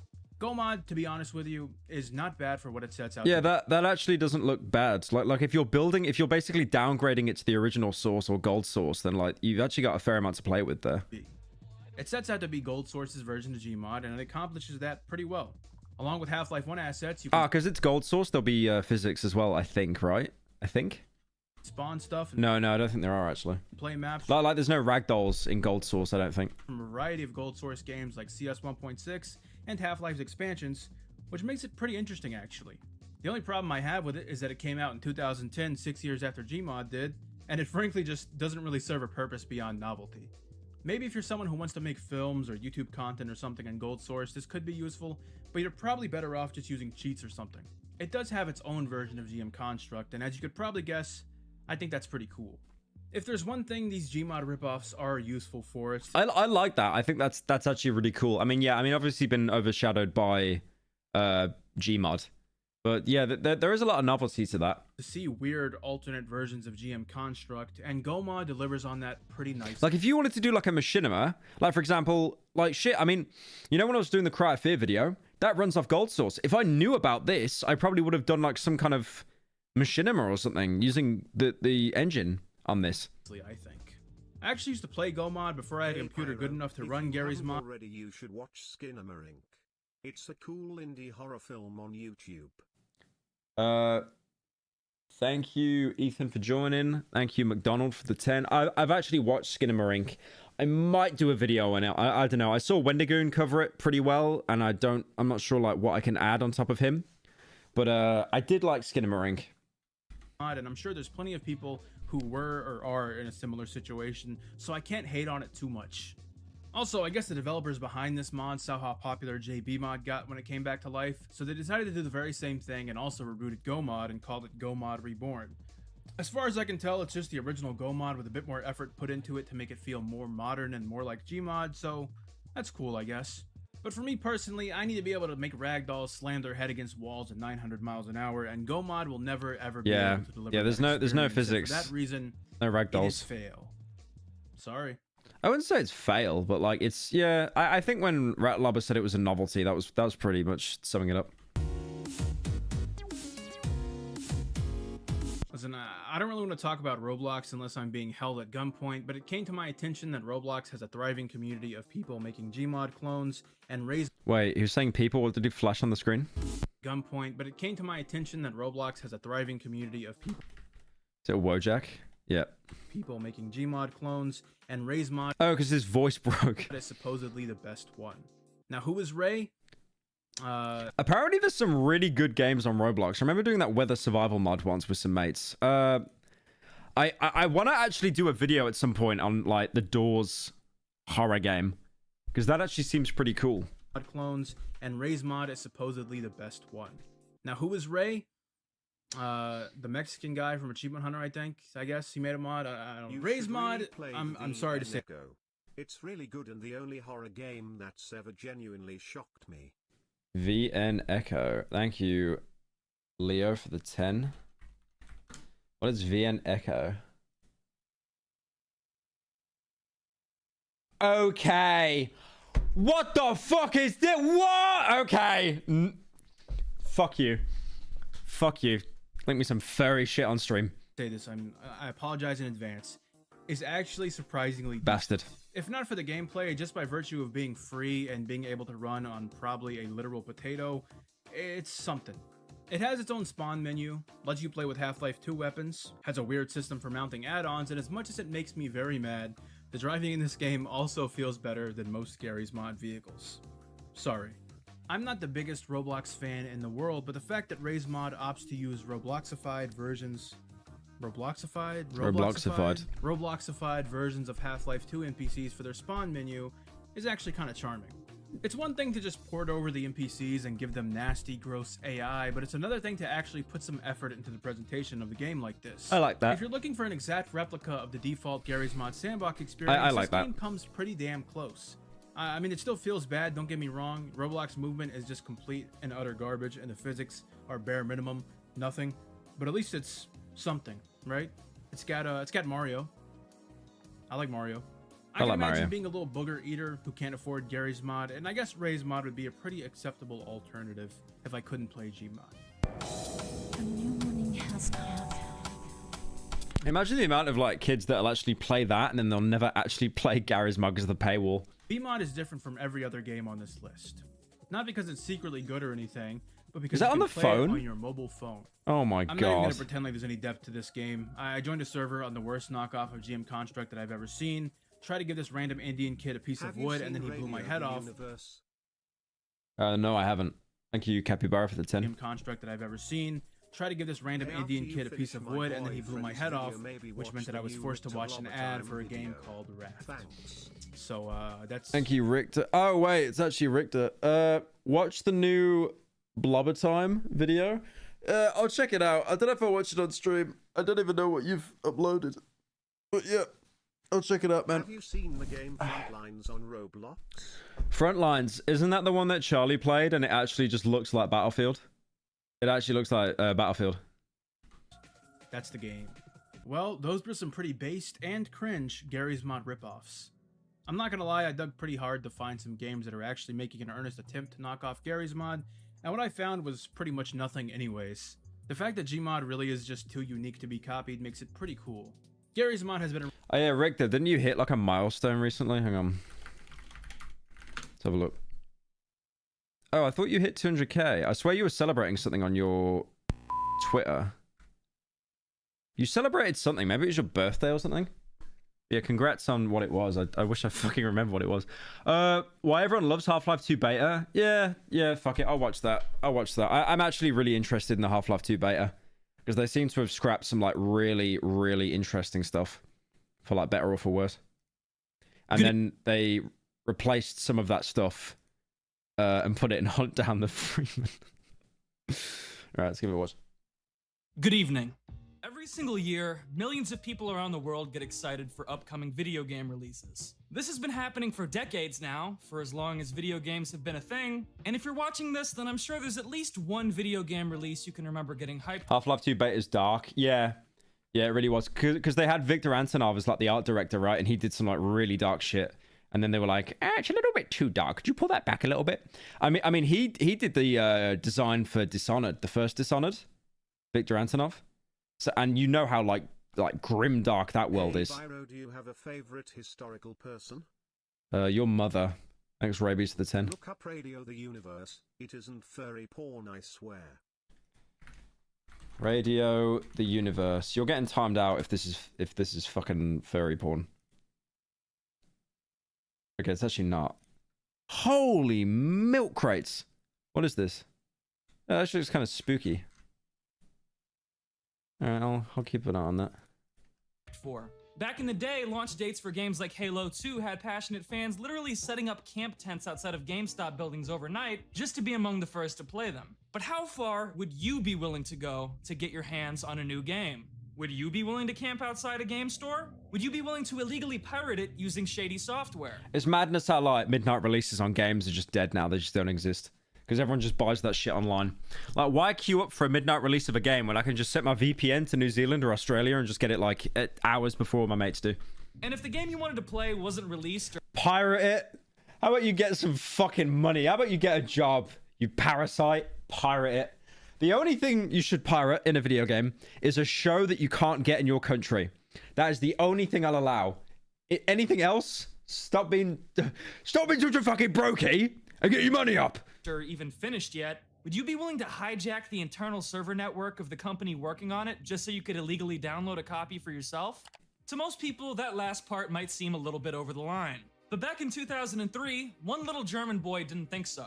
And his actions are responsible for birthing one of the most prolific video game mythos. Like, bro, I was on Reddit today. I was on the Reddit website where you post anonymously, and like there were people saying, how do I pirate the System Shock remake? And that shit's on GOG. That's on Good Old Games. Like, how broke are you? How many down payments? How did you just move from like a fucking shelter from day to day with your Razer 18 48 gigabyte laptop? And one of the longest running, most dedicated gaming communities. How do I pirate a game for $2, guys? On the entire internet. Today, I'm going to explain why people are so fascinated by the Half-Life 2 beta. Now, what is the Half-Life 2 beta? Well, as you probably know, the term beta is used— too late, but I actually currently work in Liz Holmes Therena's building. It's crazy modern in her old office, which is now a conference room, has insanely thick bulletproof glass all around the outside. Thank you, Apex, the 10. If you guys don't know this guy, Apex, he keeps donating LARPing as a Cruelty Squad character. It's genius. I wonder if Richter's going to give the backstory to the hacker. Now, what is the Half-Life 2 beta? Well, as you probably know, the term beta is used to refer to an— going to upload your newest video stream to the VOD channel. P.S. Love the content, keep it up. Yeah, I will. I've got the Amnesia VOD coming out later today, hopefully. But yeah, I'm looking at getting another editor for the second channel as well, so we can get like more slop out there like more frequently, because we do miss some stuff that belch that just never gets uploaded. Early build of a game that isn't quite finished yet. It's not uncommon for people to be drawn to these early versions of games, as they're usually very familiar looking, but just different enough to be interesting. Duke Nukem Forever is a great example. Why does the beta of Super Mario look like a creepypasta? They're usually just all the drained colors. Very familiar looking, but just different enough to be interesting. Duke Nukem Forever is a great example of a game with a community that's honestly more passionate about what's not in the game than what is. You guys know that got leaked, right? The Duke Nukem Forever, the beta build? It got leaked. This is actually playable. I think someone on 4chan posted it, and then it just got spread everywhere. More passionate about what's not in the game than what is. However, in the peculiar case of Half-Life 2, the word beta is actually used as somewhat of an umbrella term that doesn't refer to any one specific early version of the game, but rather pretty much any content that didn't make it into the final release. And that's because the scope and direction of Half-Life 2 changed so much over its 6-year development cycle that earlier versions of the game are pretty much unrecognizable from what we got in the end. It almost looks like H.R. Geiger's work, some of it. Like, it really does look like so dystopian. There's a film that came out in the 80s called, like, Brazil, and it kind of looks like that a little bit. Hang on. It wasn't 1998. What was it called? It was a Terry Gilliam film. Yeah, there was this film called Brazil, and it was very kind of dark and grim, a lot of office blocks and stuff, and I felt like that kind of fit like the original aesthetic of Half-Life. Yeah, stuff like this. That was a really good film. A little bit weird though, but like Terry Gilliam films are always like kind of slightly Reddit.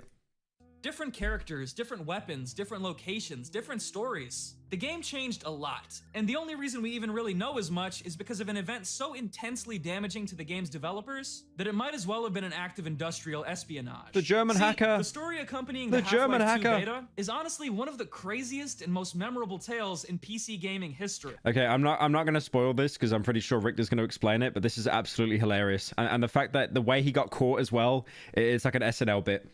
Allow me to give you the rundown.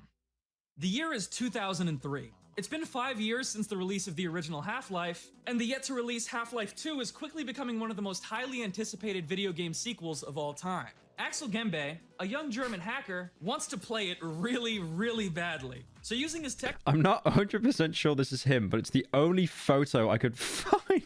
Just some poor random bastard getting framed. Skills, he illegally infiltrates Valve's internal servers and begins downloading files off of them. He ends up making off with not only an unfinished build of Half-Life 2, but also pretty much every single map, model, and asset ever created for it. I would love to know how he did this. No one can ever seem to explain how he did this. Did he just type in valve.com, right-click, download all? Or did he, like, sneak into the offices and then, like, with a fucking thumb drive? The hacker commented too? Oh, okay. It's so... Like, I have no idea how this hacking shit works. Its source code, and even files related to other games Valve was working on at the time, like Team Fortress 2 and Counter-Strike Source. He probably sent an email to Gabe Newell saying, like, you want to see the first Twilight film? I got a 1080p rip of it. Gabe Newell just clicks on it. He's like, oh, have you reached it, Gaben? And then everything gets fucking hacked. Now, he asked nicely. Axel was a huge fan of Valve and never intended to hurt them with his hack. He was just desperate to learn more about their upcoming games, even if it meant getting invasive. But Axel did share some of these files he acquired with a few close friends of his. And then some of those friends presumably shared them with their friends, and inevitably, an early build of Half-Life 2 and all of its accompanying source code wound up leaking online to the public on October 4th, 2003. Panic. Okay, who posted it on Reddit, guys? Come on. Someone own up.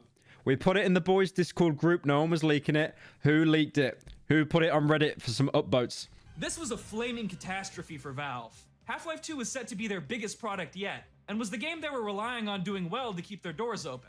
Not only was this massive, humiliating leak obviously a disaster for their employees' morale, but it also exposed that Valve had been pretty much lying to the public about how ready the game was. Just wanted to recommend you a video by Brandon FM called The Martin Files. Oh, I've seen the Martin Files. Or the Walton Files. I've seen that. Thanks to the 10. Valve had previously scheduled Half-Life 2 to release that year, and this leak made it obvious to everyone that there was literally no way that was going to happen given how rough of a state it was in. Okay, I'm going to be honest though. In current year, I like how people like were, you know, shitting on Valve for like, you lied, you said the game was ready. It's like, bro, do you know how many game devs nowadays just flat out lie about their video game? Okay, look at this. Let me show you something. Let me come here. Let me tell you something. Let me tell you something. Look at this. This tweet I posted. Look at this. Nice to know Naughty Dog have joined the ranks of words. Cyberpunk, Bethesda, Jedi Survivor, Forspoken, Gollum, Halo Infinite. I don't know what that one is. Battlefield. I don't know what that one is. I don't know what that one is either. But like, I think that's Last of Us. But like, every single company nowadays, like, oh, we couldn't bring the game out. Oh, we crunched our employees and 5 of them killed themselves. Oh. Half-Life 2's already crunched developers were now forced to rush their game out even harder than before, as the company bled what's estimated to have been over $250 million in estimated damages, and the greater public began to question their integrity. This whole fiasco nearly sunk the entire company. In the background of all this madness... I like how Naughty Dog came out recently with a statement saying they had to delay the development of the Last of Us multiplayer game, and it's like, why are you apologizing for delaying a game you didn't even fucking give a release date for? What? Valve CEO Gabe Newell had of course linked up with US law enforcement and began desperately searching for the man responsible, going as far as to publicly reach out to online Half-Life forums to ask the community for help. However, this never amounted to anything, and as time passed, it started to really seem like nobody online knew who was responsible for the... This is like me being hacked, and then I go on my alt account, it's like, guys, who did it? Come on. Own up. ...the original hack. After 5 long months, all of their leads had gone cold, and it was beginning to look like the man behind this cybercrime was never going to face justice. But by this point, Axel Gembe, the true culprit, had been watching one of his favorite game companies get thrust into turmoil over a leak he had inadvertently caused, feeling conflicted, guilty, and no doubt nervous knowing that the FBI was onto him. So what does he decide to do? Well, he directly emails Gabe Newell, of course. Axel personally apologized to Gabe for everything that had happened, explained that his true motivation was just being a huge fan of the company and that the leak was a complete accident. And then to round things off, he took this opportunity to ask Gabe for a job at the company. Yeah. Oh, I'm having like a Mandela effect. I thought Gabe offered him a job to like bait him into coming in so he'd get arrested. But I didn't know Axel actually asked for a job. Could you imagine? After months and months of fruitless searching, the man Valve had been looking for basically brought himself to their doorstep. They arranged a phone interview with Axel, and then told him he was officially invited to visit Valve's headquarters for a second in-person interview. However, as you might have guessed, this interview was actually nothing more than a ploy to bring Axel to America so that the FBI could promptly arrest him. I respect how Richter did all of these recreations in like actual Gmod as well, as opposed to like, you know, Lissad stock videos that so many people use. Before that could happen, though, Axel was arrested in his hometown of Schönau im Schwarzwald, Germany in May 2004. Unlucky. And despite how much damage his actions had caused, the judge in his case pitied him for his young age, troubled childhood, clear remorse, as well as the fact that he wasn't actually the one who posted the files online, and he was let off with a remarkably lenient sentence of no jail time and just 2 years probation. Half-Life 2, the... What the fuck? Bro, I got... What the hell? Remarkably lenient sentence of no jail time and just 2 years probation. Dude, my ban on Twitch feels fucking harsher than that. What the hell? 2 years probation? That's it? Half-Life I mean, surely he's not allowed to use the internet or something, right? 2, the finished version, was later released in November 2004 to critical acclaim, and through helping launch Steam, played an enormous part in turning Valve into who we know them as today. The only billion-dollar game company that doesn't make any games. Well, no, that's Sony as well, to be fair. Like, come on. That was such an easy joke. Come on, Richter. Come on, it's Sony as well. Come on. Gabe Newell became a billionaire, stopped wearing John Lennon glasses, and by now has even lost an admirable amount of the weight the PC gaming community once ridiculed him for. And yet, despite how much time has passed, how Valve as a community... I remember he got a cornea transplant as well, Gaben, because his sight was completely fucked. I don't even think he needs the glasses now. ...has moved on, and how the gaming world at large has changed, the Half-Life 2 beta leak still continues to captivate millions of people to this very day. In fact... Yeah, no. Okay, guys. Okay, sorry. I will be honest. The PS5 does have one game. It has Ratchet and Clank.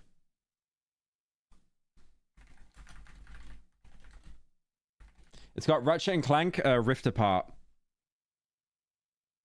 That's the one game that they have. Wait a minute, what? It's coming to PC? Oh no, now there's no fucking games. It's even inspired what some people might call copycat crimes. More on those later. Anyway, now that we know the story of how it all went down, you're probably wondering just what's so interesting about the contents of the Half-Life 2 beta that would make someone willing to risk prison time. You know the worst thing is about Ratchet and Clank, no games apart? It costs more on the PS5 now, as it costs more on the PS5 now than if you were to pre-purchase it on Steam. I'm over it. Well,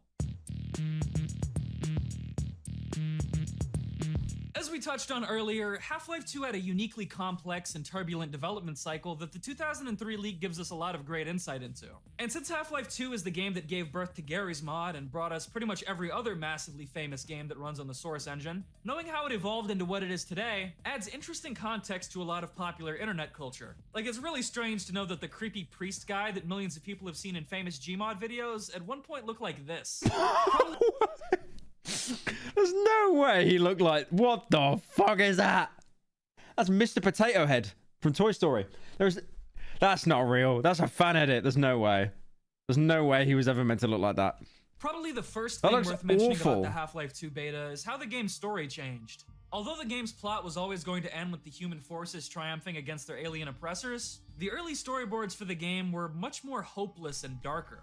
In the Half-Life 2 that we got, City 17 is basically a giant prison camp with sprinkles of futuristic technology. But in earlier drafts, it was an all-out industrial dystopia powered by child slave labor, with the outdoors smothered in a toxic green smog that forced the population to wear gas masks all the time. All of this is the basis for one of the most ubiquitous and longest-running memes in the community. The mantra that the Half-Life 2 beta was dark and gritty. Half-Life 2 beta was very dark and gritty. However, while this green, nasty, foggy version of City 17 is one of the more recognizable cut and revised locations, it is far from the only... You can really see how, like, that looks like Dishonored, though. Like, how dark everything is. And that architecture. Recognizable cut and revised locations, it is far from the only one. For example, the reason the city was swamped in so much green fog in the first place was because of the air exchange facility, which was this enormous atmospheric reprocessor bleeding the Earth dry of its resources and terraforming it for alien life. Although it was never quite finished, this cut chapter is damn near fully playable in the 2003 leak, and it has some really interesting Halo 2 kind of vibes that I've always enjoyed. There was also going to be a section of the game set in the Arctic and on an icebreaker ship called the Hyperborea. This idea was eventually reused in the Half-Life 2 episodes to bring us the mythical Borealis ship, an endgame time machine that Half-Life 3 was almost certainly going to revolve around. See what I mean about how it's interesting to see how this stuff evolved? There's also the... Yeah, you actually went to the Borealis in that Entropy 02. I know that isn't canon, by the way. It's just like a fan mod. But yeah, Entropy 0 and 02 were fucking amazing. I definitely want to do a video on them at some point. I might actually do that after I finish up my house. Desolate wasteland ruled by the Antlion King, which was scaled back to just the highway coast segment in the final game. This train depot near Nova Prospect you were originally supposed to explore. An underwater research facility called Kraken... I don't like this. This gives me huge Hunt Down the Freeman flashbacks.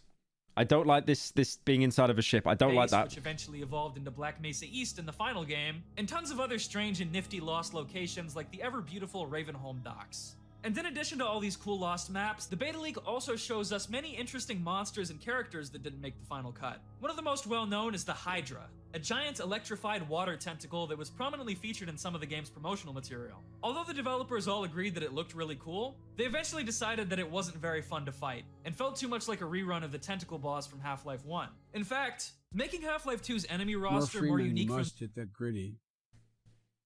Thank you, Fnatic, for the... Oh, fuck me. Gritty must. Biden, someone put him to bed. Someone put him to bed. Someone put him to bed, please. He's stroking out again. Biden, you gotta go to bed, man. Come on. You sleepy Joe. Sleepy Joe. The original games seems to have been a big point of focus for the team, since they also cut this Combine female assassin, the Hound Eye, and a couple of heavy Combine units that somewhat resembled the old Zen aliens. The Cremator is another example of a famous cut monster. He was supposed to be this weird, imposing Combine janitor who would burn dead bodies and aliens to ash in the streets. The developers loved him so much that even after they cut him, they stuffed his head model into a jar in Kleiner's lab, leaving it ambiguous as to whether they still exist in the final game's continuity. It's actually pretty crazy how many different enemies Valve came up with for this game, and how few of... The worst thing is, these have all been bastardized for me because so many of them appeared in Hunt Down the Freeman. Like, this one here was in Hunt Down the Freeman. And how few of them made the final cut. This Metro Cop Elite and this Bull Squid were apparently both still in the game by the start of 2004, which is kind of crazy to think about. In terms of actual human... Yeah, it's so weird to think there was no Bull Squid in Half-Life 2. Because I played Half-Life 2 before the original. My personal favorite cut character is the Hyperborea ship engineer Odell. His face may have been reused for Odessa, but I still find him and the scenes he starred in very memorable on their own. Hey, here's a thought. I've got a cigarette lighter, you've got a gun. Maybe you should go first. There's Captain Vance, the leader of a cut faction called the Conscripts, who was later merged with Eli Maxwell to create Eli Vance. There's the earlier version of Dr. Breen called the Consul. That is... Wait, who's the guy from... That's Ralph Fiennes. That is Ralph Fiennes. What the hell?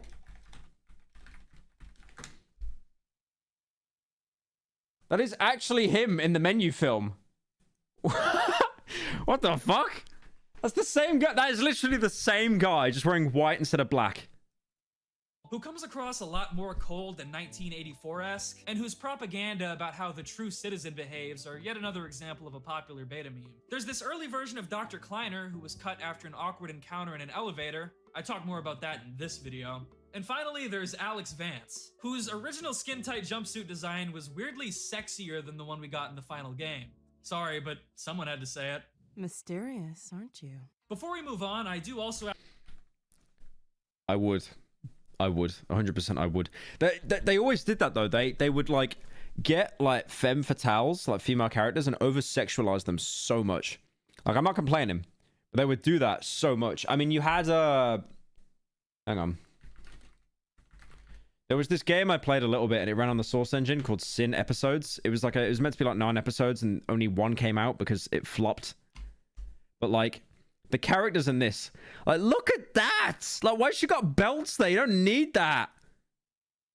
And then her with like the the jacket, and you can literally see the fucking thong straps. Mental. Wait, what is this? Sorry, but someone had to say it.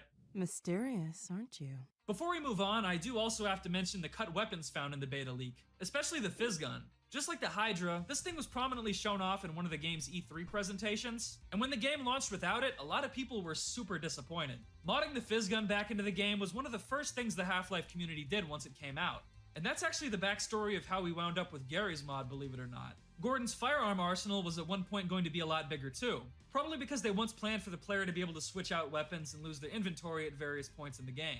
One of the most beloved cut guns is the OICW, which got replaced with the AR-2 in the final game. But there was also an AK-47, this hideous looking unfinished LMG, this Combine sniper rifle, an MP5K and an MP7, a giant plasma cannon, a flamethrower, flare guns, Molotovs, and a fire extinguisher. Just generally a lot of crazy stuff that it's interesting to imagine fitting into the final game. I don't mind that they removed all the weapons and they stripped them down, because the Half-Life arsenal, the Half-Life 2 arsenal, is actually really small, but I think each gun serves a purpose. You've got like the tier 1 guns like the pistol and the SMG. You've got like the tier 2 guns like the pulse rifle and the revolver. There's no gun that doesn't have a purpose, right? Like even the crossbow is basically the silent sniper. They just kind of changed it into something else. Like everything pretty much has a purpose. It's good they didn't bloat it up with like, you know, like 4 or 5 different pistols. Anyway, even outside that absurd The Tau cannon. I mean, you got that in the original Half-Life, to be fair, and it's also strapped onto the front of the car. amount of lost content and the crazy story behind the leak itself, there's a few other key factors that I think also play a big part in fueling people's undying love for the Half-Life 2 beta. One of them is Valve's reputation. If there's one thing this company is known for that isn't convincing people to spend thousands of dollars on virtual gun paint and hats, it's the fact that they pretty much always deliver unforgettable video games. This gives them a uniquely loyal, diehard fan base, and that, accompanied by the fact that their output is so I like how he's playing Spyro music right now. Based. Ungodly slow, makes any and all content from them a hot commodity that people literally fiend over. There are many cases in which people in the community have spoiled business relationships with Valve and breached legally binding contracts with them, risking jail time just to leak more beta content onto the internet. It's pretty crazy. The most recent and notable example of this is that Valve Giga leak that happened a few months ago, where a guy on Discord literally leaked almost all of Valve's internal repositories from 2017. What's his profile picture? I like how it's like some old picture of like a philosopher or an author, right? Why is it always those people? It's the people that have like Hippocrates as a Greek statue as their profile picture, or it's furries. Every single time without fail. Unleashing almost every map, model, and texture ever created for Team Fortress 2. And this is far from the only leak to have happened since Half-Life 2 released. It's sad because, while the public getting their hands on content like this is cool, it's also seriously straining Valve's relationship with its community. This all helps bring a sort of true crime feeling to the beta culture, and I'm not really sure how to feel about it. But moving on, I'd say probably the second thing about the beta that captivates people, and probably motivates all these desperate leakers, is just how mysterious this cut content can be. Dude, look how fucking fat Gordon Freeman's lips are. Holy shit. The Half-Life 2 leak is something Valve generally avoids talking about or addressing publicly, which makes some of the bewildering stuff that can be found in the beta feel even more strange and unexplainable. This bizarre Hazard 01 map brings the player into a training course, then has them escape the bounds of the level and get scolded by the G-Man. Get back where you belong and forget about all this. One of the cut City 17 map It terrified you as a kid? Just like... bounds of the level and get scolded by the G-Man. Like he's just throwing like equations and twitlongers at you. Get back where you belong and forget about all this. One of the cut City 17 maps has this flickering room with a weird, creepy clock mechanism in it that no one seems to have ever come up with an explanation for. And there's even some people in the community who claim that the cut sound file Trans 6 includes audio of the last moments of a female Soviet astronaut who died in space. Trans? Though I'm pretty sure this is just a myth. There's also some stuff in the beta that isn't necessarily creepy, but is definitely bizarre, particularly in relation to G-Man for some reason. This map called Icky Pop features him getting carried away by a crow. This RT camera demonstration map shows a G-Man Breen hybrid standing next to a bunch of children. Why do they look like the Kazoo Kid, man? And there's even a notoriously goofy G-Man sighting in Ravenholm that was cut. What was that music? Oh my god, what was that music? That was like Resident Evil 1 on the PlayStation. G-Man sighting in Ravenholm that was cut. Jump scare, oh. Now's also probably a good time to mention what I think might be the longest running Half-Life 2 beta meme of all time. Free TVs. There's a Half-Life 2 level from the year 2000, which is Lost Media, that apparently showed civilians in City 17 beginning the uprising revolution by breaking into stores yelling, "Get your free TVs!" It's really a shame we probably won't ever get our hands on this map, given how highly coveted and silly it is. It's like a gag from The Simpsons or something. One of the things that I think goes hand in hand with that mystery appeal to the beta is what I guess you could call the deception element, or something like that. As I mentioned earlier, the leak showed the public that the game wasn't ready yet, but looking deeper, it also demonstrates that a couple of the things Valve advertised about the game were deceptive or even flat out lies. The Half-Life 2 E3 presentations that Valve gave were a lot more heavily Is it actually that goofy ass sound? Really? scripted Thank you, Thaddeus, the 10. than they were letting on. Chat, is A lot of this the maps real? they showed off weren't anywhere near complete. And thanks to the leak, we can see that if the guy hosting the presentation would have moved just a little too far in the wrong direction, he would have completely broken the illusions of these levels. And Yeah, to be fair though, that's like all game presentations. That's literally every game presentation ever. Well, that was game presentations like 10 to 15 years ago, because all the game presentations you see now are like pre-generated cutscenes where it'll say at the bottom, rendered in engine, like not even fucking gameplay. Just a little too far in the wrong direction, he would have completely broken the illusions of these levels. And I can't help but notice that even the final game's marketing material includes a ton of outdated images and arguably false advertising. Now, I don't have a very big collection of Half-Life 2 stuff, but even I have a copy of the game that I can easily spot cut material in the case of. Like, this beach with an antlion guard and a gunship doesn't appear in the final game, nor does this area with all these cut gas mask citizens running around. This picture shows Eli in Kleiner's lab for some reason, and I'm pretty sure all 3 of the front cover arts for the game have cut levels transposed in the background of the characters. Hell, even to this day, the Steam page for Half-Life 2 still has cut content in its screenshot gallery. It's as if Valve didn't even care to clean this stuff up at all. And that, I think, is probably the final and maybe even most important reason that people continue to stick around and obsess over the Half-Life 2 beta. For the community, I really just like how they put Alex in full fucking latex. Holy shit. Stick around and obsess over the Half-Life 2 beta. For the community of people who continue to spot these quirks about the game, and who have a shared love for the story behind them. Beta content continues to inspire— Yeah, I remember when Richter made a video on the TF2 pyros. And he basically summarized at the end of the video that, like, most people that play Pyro are just, like, sexual degenerates.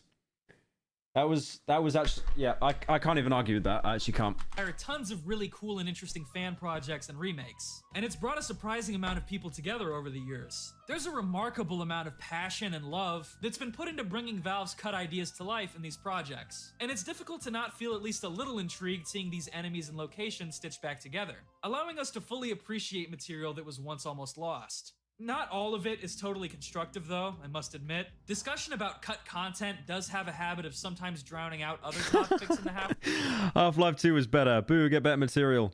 Show him concept art. It's like 1984, the game. Half-Life community, and there's a small minority of people— Guys, you don't get it. It was like Half-Life 2, but it was less sad. People who do seem to view the beta like it's just a secret finished game that Valve intentionally downgraded for no reason. Of course, ignoring the reality of game development and failing to appreciate the hard work that went into creating— Yeah, it's defo looking at stuff with like rose-tinted glasses, right? Because if we had Half-Life 2 beta as a full game, I reckon it wouldn't be as good. The final product. But at the end of the day, because Half-Life 2, like the actual base game, it has like comedy in it and stuff, and it's some of it's lighthearted, but it also knows when to make it grim. I mean, look at Ravenholm, for example.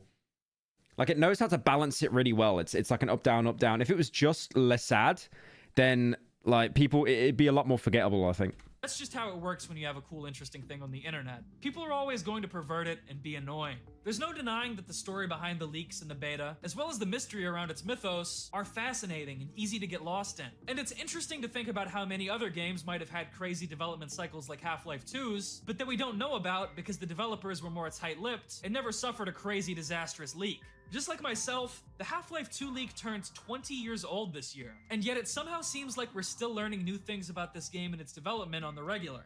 Everyone knows that it's hard for a video game to amass a cult following, even a really good one. Thousands of video games are produced every single year, with the vast majority of them— Wait, is that chat? Is that real? Really good one. Thousands. 10,000 games were made in 2022. 10,000. And none for the PS5. That is insane. To be fair though, 10,000 games, you just know the majority of that is mobile garbage.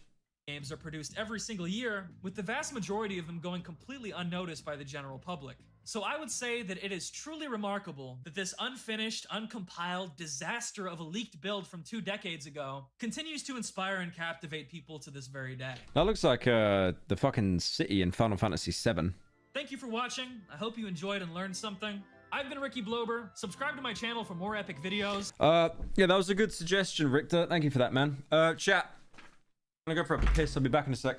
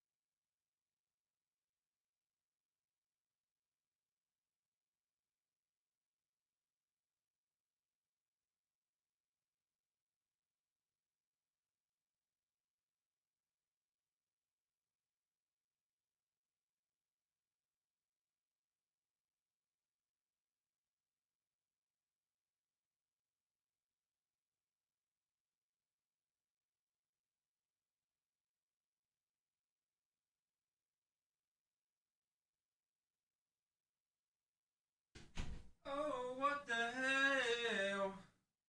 No way.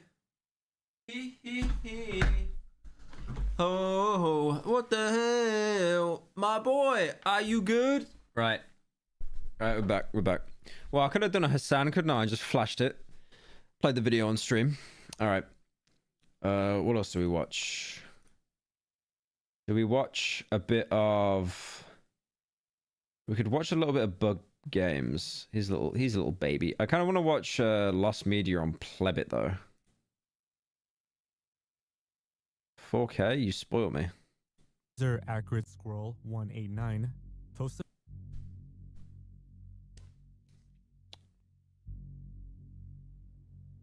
In November of 2022, Reddit user Accurate Squirrel 189 posted about some uncomfortable lost episodes from a game show titled The Moment of Truth. The post reads, The Moment of Truth was a 2008 reality show where contestants are asked over 50 questions by a polygraph examiner prior to taping, probing questionable or unethical truths about the contestant. 21 of those questions are chosen to be answered by the contestant on set. With the contestants... In 2022 there may have been 10,000 games released, yet we still can't sell a friggin' PS5 VR2 headset cuz who spends $1,200 for something with no games? Like actually. To be fair, there were a couple of games for the VR that were announced, like 2 games. Family and also, I remember this game show, by the way, Moment of Truth. This was fucked. I remember Cody Code did a reaction on it. Basically, they get like people to do a polygraph and then they ask them stuff, like literally criminal stuff, like if you cheated, if you slept with someone underage, stuff like that. It's insane. And then they basically have to like get the right or wrong answer and they get like a cash prize. And or close friends. But this show was fucking evil. Sitting and watching as they reveal unsettling truths of their life. While answering more questions and reaching milestones earn them more potential cash winnings, they would also make the questions significantly more personal and make you question if it's even worth the consequences of doing so. An episode from the first season was nearly pulled from airing. I'll be honest, I kind of don't want to watch this. I think I just want to look at Moment of Truth clips. Because Moment of Truth, hang on. It is evil. This show is evil. The amount of stuff they would... Oh, that's right. Cody Co. Yeah, Cody Co. did like a series on it. But there was some evil stuff on this show. I'll see if I can like skip around. Welcome to a special Monday night edition of The Moment of Truth. This episode was so controversial, it sparked a long debate as to whether or not to air it at all.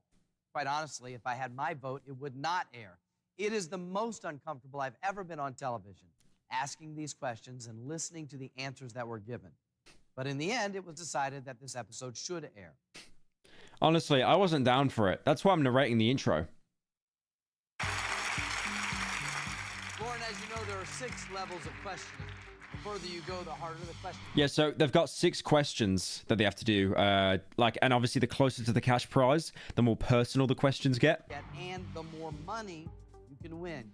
Why does he sound like an AI TikTok accent? At any time, Lauren, take the money. But once you hear a question, you have to answer that question. Remember, if you're caught lying even one time, you lose everything and the game is over.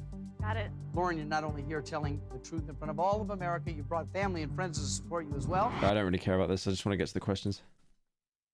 Love animals. I guess that would be important there, huh? Oh, yeah. Question 3. Would you give food to a stray dog before you would give it to a homeless person? I mean, I probably would. I probably would. I hate to admit it. I would have to say I'd rather give food to a dog rather than a homeless person. So your answer would be yes? Yes. That's smart. Answer is I like how they're applauding as well. That's so fucked. true. Yeah. That's 3 truths. Well, 3 more, $10,000. And one of the things I find so interesting about this program is that you'll answer something like that, and invariably the audience will applaud. That's right. Don't give food to homeless. Give it to the If you knew you wouldn't get caught, would you steal money from your place of employment? She will say yes. She will say yes. Now, the problem is with me, I can't say yes to that because that'd be me breaking into the Google offices. Oh my goodness. Kind of tricky to answer given what you've just shared, isn't it? Yeah, pretty much, because it will kind of contradict itself. I am going to have to say, no, I would not. Very brave. Very brave. She's lying. She's lying. She's lying or it's her business. Thank you, No Name, for the 4 months. Something we'll find out right after this break. I hope you die. I hope you die. How dare you do that? Pushes the truth to. If I wanted to get back together. Holy shit. Fucking. From your place of employment, your answer was no, you would not. Before we find out if that's a lie or if you want to find out how many victims died in this school shooting, tune in after the break after these messages. Truth, Frank, do you believe it? I do. I do not think she would again. Definitely not. Let's find out. That answer is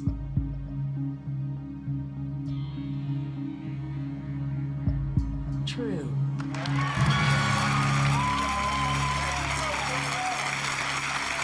I think I got the wrong question because if I didn't, they're applauding her for stealing from her workplace. You'll win 25 times. You want to? Would you consider yourself more of a morning person or a night owl? Definitely a night owl. So you like to stay up late? Yes, I hate waking up early in the morning. I hate it. Question 7. Since you've been married, have you ever pretended to be asleep in order to avoid having sex with your husband, Frank? What do you think the answer is? Clear answer. We'll see. So, all right. Well, the question's on you. Who hasn't done that? Come on, let's be real. Who hasn't done that? You, Lauren.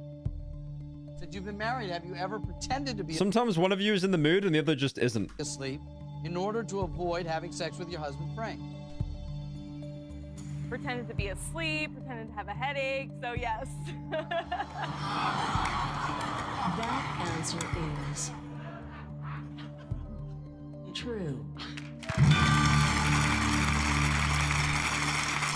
I like how they're kind of mid at the minute. It's like, do you pretend to lie? Would you steal from your workplace? And then the $500,000 question will be like, what happened to Timmy on the 9th of December, 1983? Where's his body? 7 truthful answers. On your way to the next level, $25,000. Congratulations. You have a lot of friends? Used to. Not so much anymore. Question 8. Do you blame your husband for your lack of close friends? No, I don't care. Let's get to the edgy stuff. Where's the edgy stuff? I might go, okay, I'll tell you what. We're going to go right to the end. Right to the end. We're going right to the end. We're gonna get some dirty questions. I don't think you really are ready for number 15, but if you want it, I'm going to give it to you. Okay? Okay. You're making this worse than it is. We're getting some I don't think I can dirty make this stuff worse now. than it is. This is your $100,000 moment of truth. And this question will not be asked by me. It's by a surprise guest. Who's this guy? Oh my. Uh-oh. Lauren, Uh-oh. can you tell everybody who this is? That's fucked. Or do I need to do it? Is that like someone... I can't speak right now. Is that someone she slept with? This is your ex-boyfriend, Frank. Okay, yikes. Hello, Frank. How you doing? Yikes. Ah. I thought they were just going to flat out say, this is the guy you've been cheating with. Frank has a question for you. And I hope this $100,000, if you win it, is worth this question. If you don't want the answer, you still have the button. I don't need to remind you. This question is for $100,000. When you're ready, question. This is going to be evil. It's like, would you sleep with me If again? I wanted to get back together with you, would you leave your husband? Oh, Lord. That's not right, man. That's evil. That's evil. That's not right. To ask that question. Hold on. That question is a devastating question. Of course. That's you could bad. avoid this right now by hitting the button, Frank. No?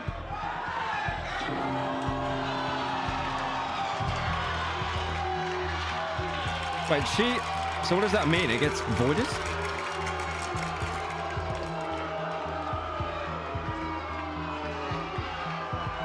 This is evil. What is wrong with Americans? Hold on a second. Audience, I know that this is entertaining to watch, but this is real. Frank wanted to hear the answer to this question. Monica, why did you hit the button? I don't want to hear that answer. I don't think anyone will want to hear that answer. I'm convinced there is not a single person in the audience. They just have the same clapping or booing track that they just play over and over. Okay, I have a question to replace that with. Before I do that, my question to you, Lauren, is, did she just save you or cost you $100,000? Sure, I don't know. One of the things that you know if you watch the program is that I will replace the question, but I can't guarantee that that question is going to be any easier. Here's another question that your ex-boyfriend Frank will ask in place. It's getting a bit awkward. It's getting a little bit awkward. So, I've given Frank an alternate question. It replaces the one that Monica stopped. If you are truthful, it'll be worth $100,000, and I hope, Lauren, that is a gamble that's worth it for you. So, ex-boyfriend Frank, once again, question 15. Just strips off his shirt. Have sex with me. Do you believe I'm the man you should be married to? It's like she pushed the button to save her from a question, and then they just ask an even more fuck question.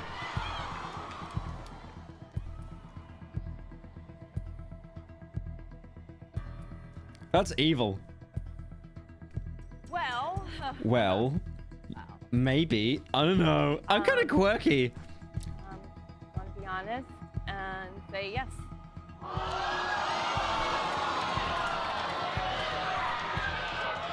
That answer is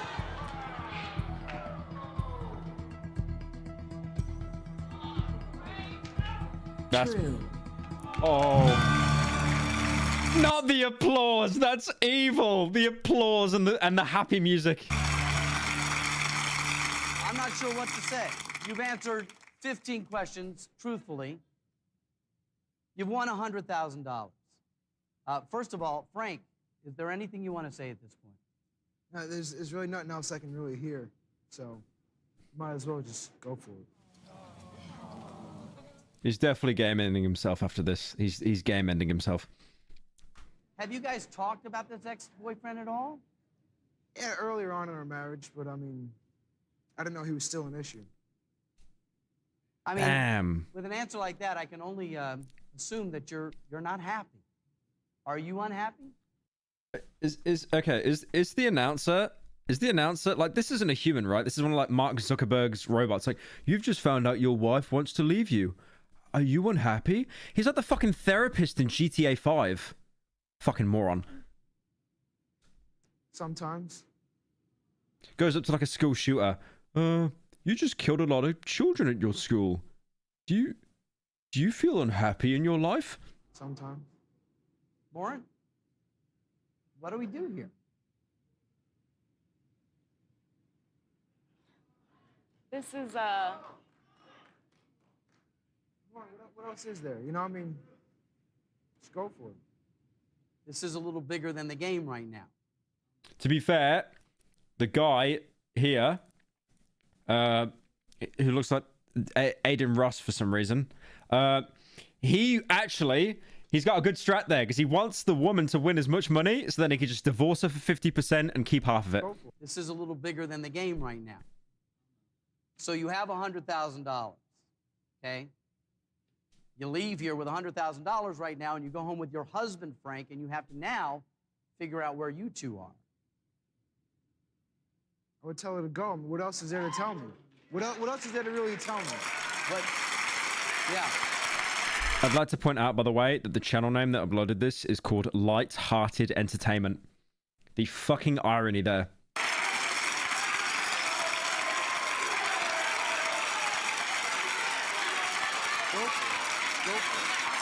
We certainly aren't going to keep you here. If you've had enough, you can take the $100,000 and leave. But Frank makes a very good point. After this bomb... He's like straightening his jacket, checking he's still got that Glock in his back pocket. That's been dropped. It's like, I don't know. There's some questions left. There's some questions. What else is there?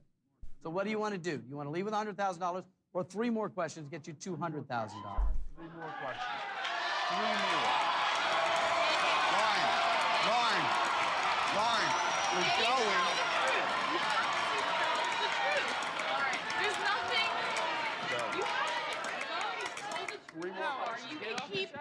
You got this point, the hard questions. You can go now.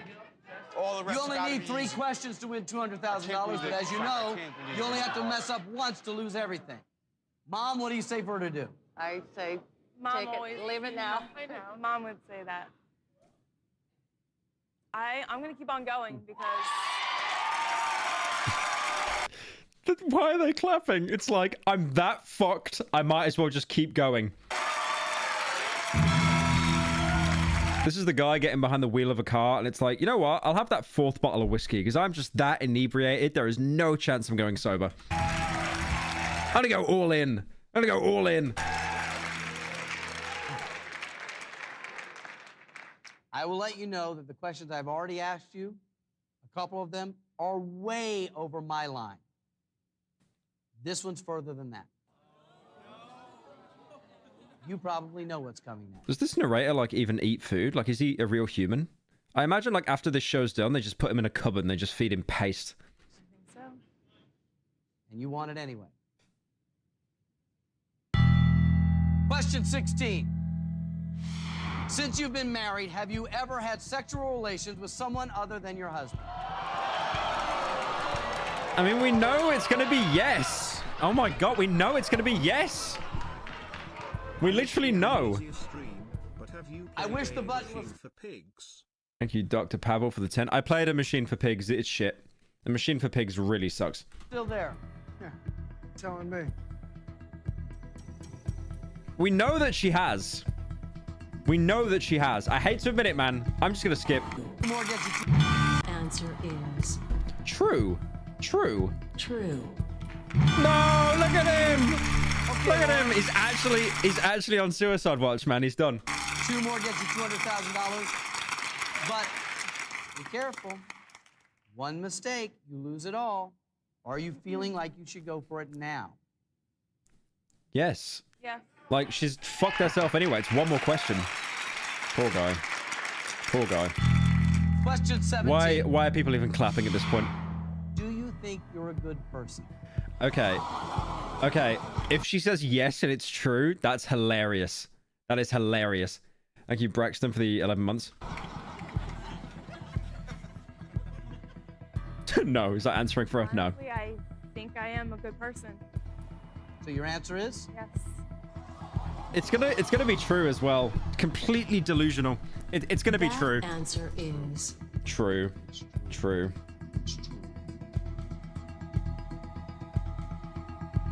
He just wants to kill her. He's actually gonna shoot her after this. false. Oh, okay. Damn. Did they just replay the same clip of him earlier with his head in his hands? Lauren, I am so sorry. Yeah, unlucky. Unlucky hag. I feel like the problem is with these that it's kind of a one-trick pony, because I feel like they all just end up being like about cheating. I don't really feel like let's go like pretty far in here. So it's already been emotional for Ellen. These are 100k. But nothing compares to what's coming up next. Have you ever fantasized about having sex? Yeah, so much of it will be around cheating, right? Like it's just kind of one-trick pony stuff. Hang on. What's this one? Did you invite anyone to your wedding? Yeah, it's kind of just all about sex. It's a little bit boring. Let's just go deep.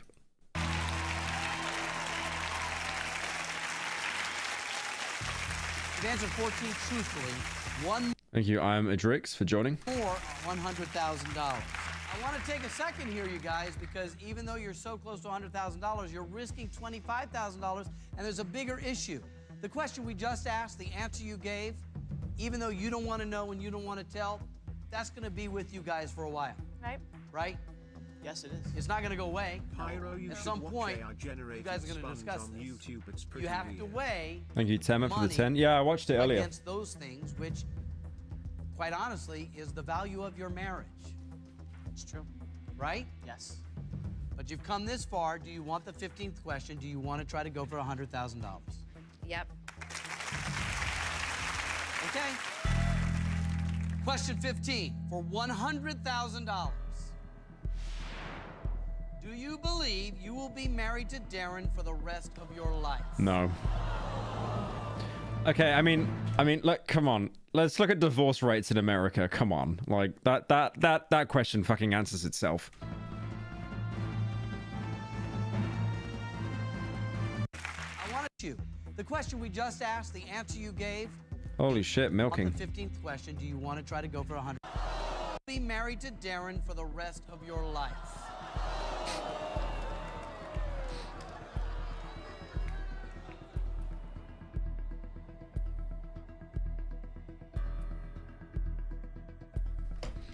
Everyone's saying it's Hank Holy shit, that guy's a skeleton. What the fuck? Thank you, I'm Adrix, the 11 months. Thought the membership got restarted. Oh yeah, I thought it did as well. Thank you, Ragnar, for the 11 months. So the question is, do you believe you will be married to Darren for the rest of your life? I do. Yeah, this is Marie Schrader, just Hank coping in the chair. Let's find out if in fact you're They're minerals, Marie. They're minerals. That answer is False. False.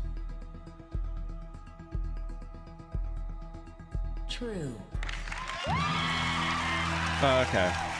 That's kind of wholesome. Imagine, right? It's like, would you stay with him forever? Yes, that answer's true. Would you kill him in his sleep for the insurance money? No, that answer is false. Wah, wah.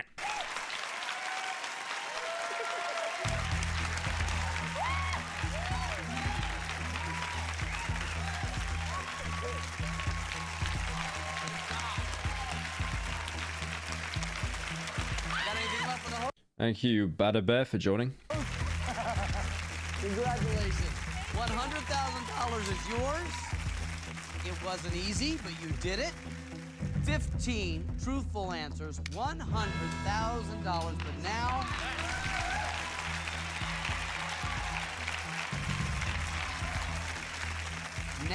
is a very big decision. You need to know that my entire goal is for you to leave here with money. I like that goal. Oh, she leaves. Yeah, she leaves with the money. Okay. She leaves with the money. I just wonder if anyone actually gets to like the end, right? Like, how far do they get?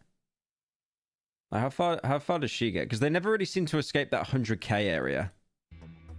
Truthfully, I want you to 15 questions, and if you look at the board, the next level is $200,000, and you only have to answer 3. You've answered 15.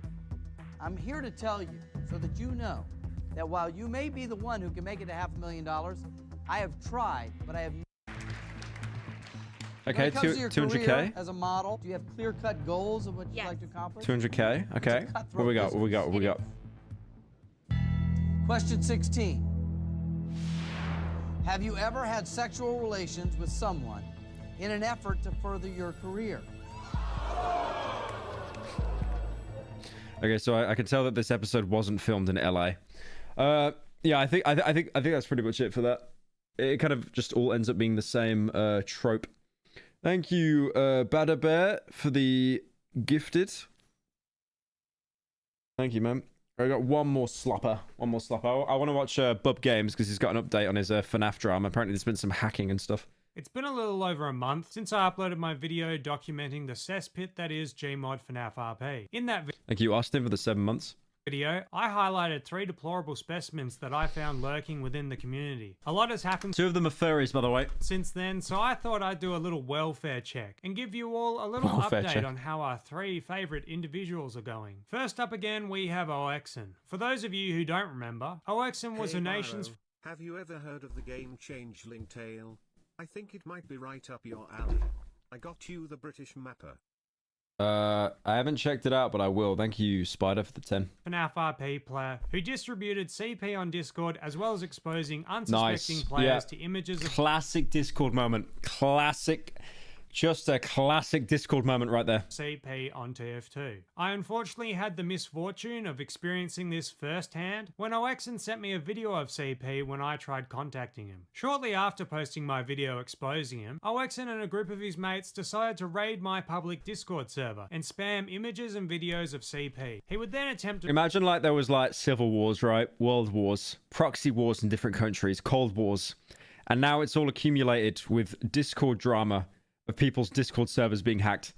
defend himself by claiming that all the proof against him had been edited and that I had been leading a harassment campaign against him for the last year. However, after a few days, Oexen seemed to have a sudden change of heart, and being the great thespian that he is, would deliver us this timeless performance with an apology video. My name is ZeroEXN, or you may know me as Cameron. I would like... Why is he topless doing an apology?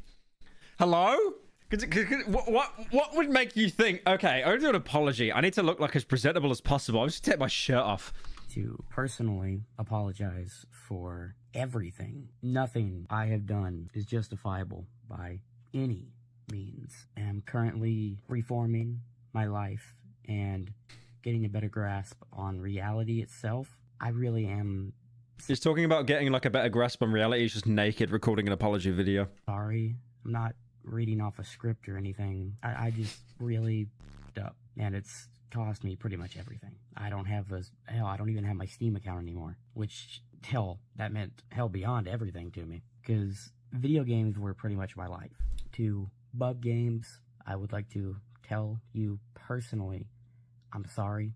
There's no excuse I can make, because there are no excuses. And I know there are going to be a lot of people who don't believe anything I say, and honestly, I don't doubt it, nor would I really blame them. I'm sorry. And I really do mean that. Now, this is a pretty compelling apology. It is a good apology, but I really hope Bub Games pulls up the point that he was topless. After all, it has all the hallmarks of a great YouTube apology video. But what really sold the apology for me were the comments Oexen left directly under the video calling people racial slurs. I don't know about you, but I think I'm ready to accept Oexen's apology and move on. And it looks like I wasn't the only one I like how the profile picture was just like furry femboy as well. who was convinced. Here we can see that Nation's FNAF RP server owner, Nice Doge, has left a comment. Oh hey Oexen, I feel ya man. Now, if I was the owner of a Five Nights at Freddy's roleplay server that just had one of my players exposed for possessing and distributing CP, I think the last thing that I would be doing would be leaving a comment under his video empathizing with him. And what's even more bizarre is Nice Doge then replies to himself through one of his YouTube... I just like how Bub as well, when he's got like, you know, background footage when he's explaining context, he'll just have him like whacking a child to death with a baton. YouTube alt accounts asking if Oexen's going to be unbanned from the server. It's like this guy purposely picks the worst dialogue options possible. However, this apology video was quickly deleted and replaced with a new video titled Doubling Down. Earlier today, I uploaded a video of me... Okay, he put a shirt on. We might have to listen to what he says, chat. He put a shirt on. This is character development. apologizing. It was met with, you know, people telling me to just myself. So I tried being nice. I tried apologizing, but you know what? You. I genuinely tried, and nothing else I can Your do. hairline looks I don't like give it a hung one. itself. I really don't Hey man, I didn't condition my hair. I got straight out the shower, you piece of shit. I had to stream today. give a Thank you, Pyro's hairline, for the 10. come and do whatever the you want. I would love to see you try it, as a matter of fact. Come on and do something. And it looked Why does he give off the energy of like Airsoft Fatty if Airsoft Fatty lost the weight? He's giving off that exact same energy. Come on and do something. and it looks like someone Do something on my Discord server. You won't. You won't. You won't do it. One did do something about it, because a few days later, this video was uploaded. Hello, people. I'm back. So a few hours ago, my house was swatted by, if I remember correctly, about, I think, 25 police officers. And people are over here sending to our house, sending the police to our house, trying to hack my family's online accounts, bank accounts, literally anything they can get their hands on. Please, just for the love of God, leave them alone. So, thank you. Now, it's up to you whether you choose. Leave Britney alone. Have you seen the literal child that leaked the FNAF movie trailer, made an apology video? Hang on. FNAF.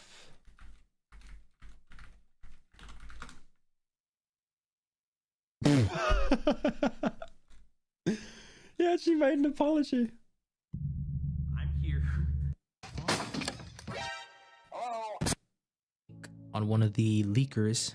I just want to see the video. The end. I'm here to apologize. Of course, there's nothing I can do now that'll mediate the situation. It's everywhere. It's on Twitter. It's on YouTube. A billion reposts. It's on Reddit now. I saw Not Reddit! comment on Reddit. No! He's coming for me. He's gonna kill me. Anyway, I just want to say I'm sorry. Like I said, there's nothing that doesn't help at all. But if a single person can accept this apology, then that's good enough for me. I just want to say I'm sorry, Scott Cawthon. I mean, no one's going to accept your apology because they're all like, yeah, we got the trailer out. Choose to believe this swatting incident ever occurred. I'm fairly certain it's just another bit of theatrics to garner some attention, but it's also not out of the realm of possibility considering Oxen's kindly posted his ID online for everyone to see. And that's pretty much where the story of Oxen ends right now. His YouTube channel still exists, although all videos have been removed and he's had a name Just called it LOL with the black screen. change. And also, as a shocker to no one, his Discord account is still up, despite him doing a name change to make it look like it was deleted. So it looks like Oxen has a very bright future ahead of him. I'm sure all future employers would be thrilled to have him aboard after a quick Google search of his name. And that leads us to our next specimen, Frosty. For those of you who've forgotten, Frosty was a former Nations FNAF RP admin who loved to call me a across all his social media platforms. It's just the Reddit account. He's a pedo. average Reddit snoo avatar with the little Destiny character there. Just completely baseless claim. Genius. Can you please tell my friend Alex he's a cunny and we hate him? I am not saying that. I am not saying that, Alfie. I know what that word means. I'm not saying that. Fuck you, but thank you for the 10. To his Discord server, which was being promoted to kids, like to talk about bestiality on military RP servers, and would leave disturbing comments like this on TF2. Do you ever get that feeling that you want to know what it's like? Just going through my mind for some reason. Yeah, same. Discord servers. A few hours after uploading my video featuring him, Frosty decided to send me this heartfelt apology. Fine, your community really wants me to apologize. You win. This is what a great way to open an apology. That is 10 out of 10. That's up there with Logan Paul. Like Logan Paul going through the suicide forest and he's like, fine, I didn't want to make a video, but you made me. I hope you guys are happy. It's not going to be a really good apology because I really despise people, not just you like you. Jameski gets an exemption, but everyone else like you. Okay, I'm sorry for bloody starting this show. I'm sorry for attacking you, trying to make you look bad within the community, and absolutely failing at that. I shouldn't have tried to do anything against you. It was foolish and absolutely a move. I do hope we can go back to neutral territories again, because I really don't want to talk about this anymore. Completely touched by these kind. What did Jameski do? I have no idea. I just know that he's like a Gmod YouTuber as well. Words, I decided to accept Frosty's apology and move on. But Frosty wasn't done with me yet. A few days later, he would leave this comment on my channel from his supposedly hacked YouTube account. Hey bub, I need you to re-add me as friend, cause I have some information regarding you need to be an adult to be legally When I added him back on Discord, just the most broken English I've ever seen in my life.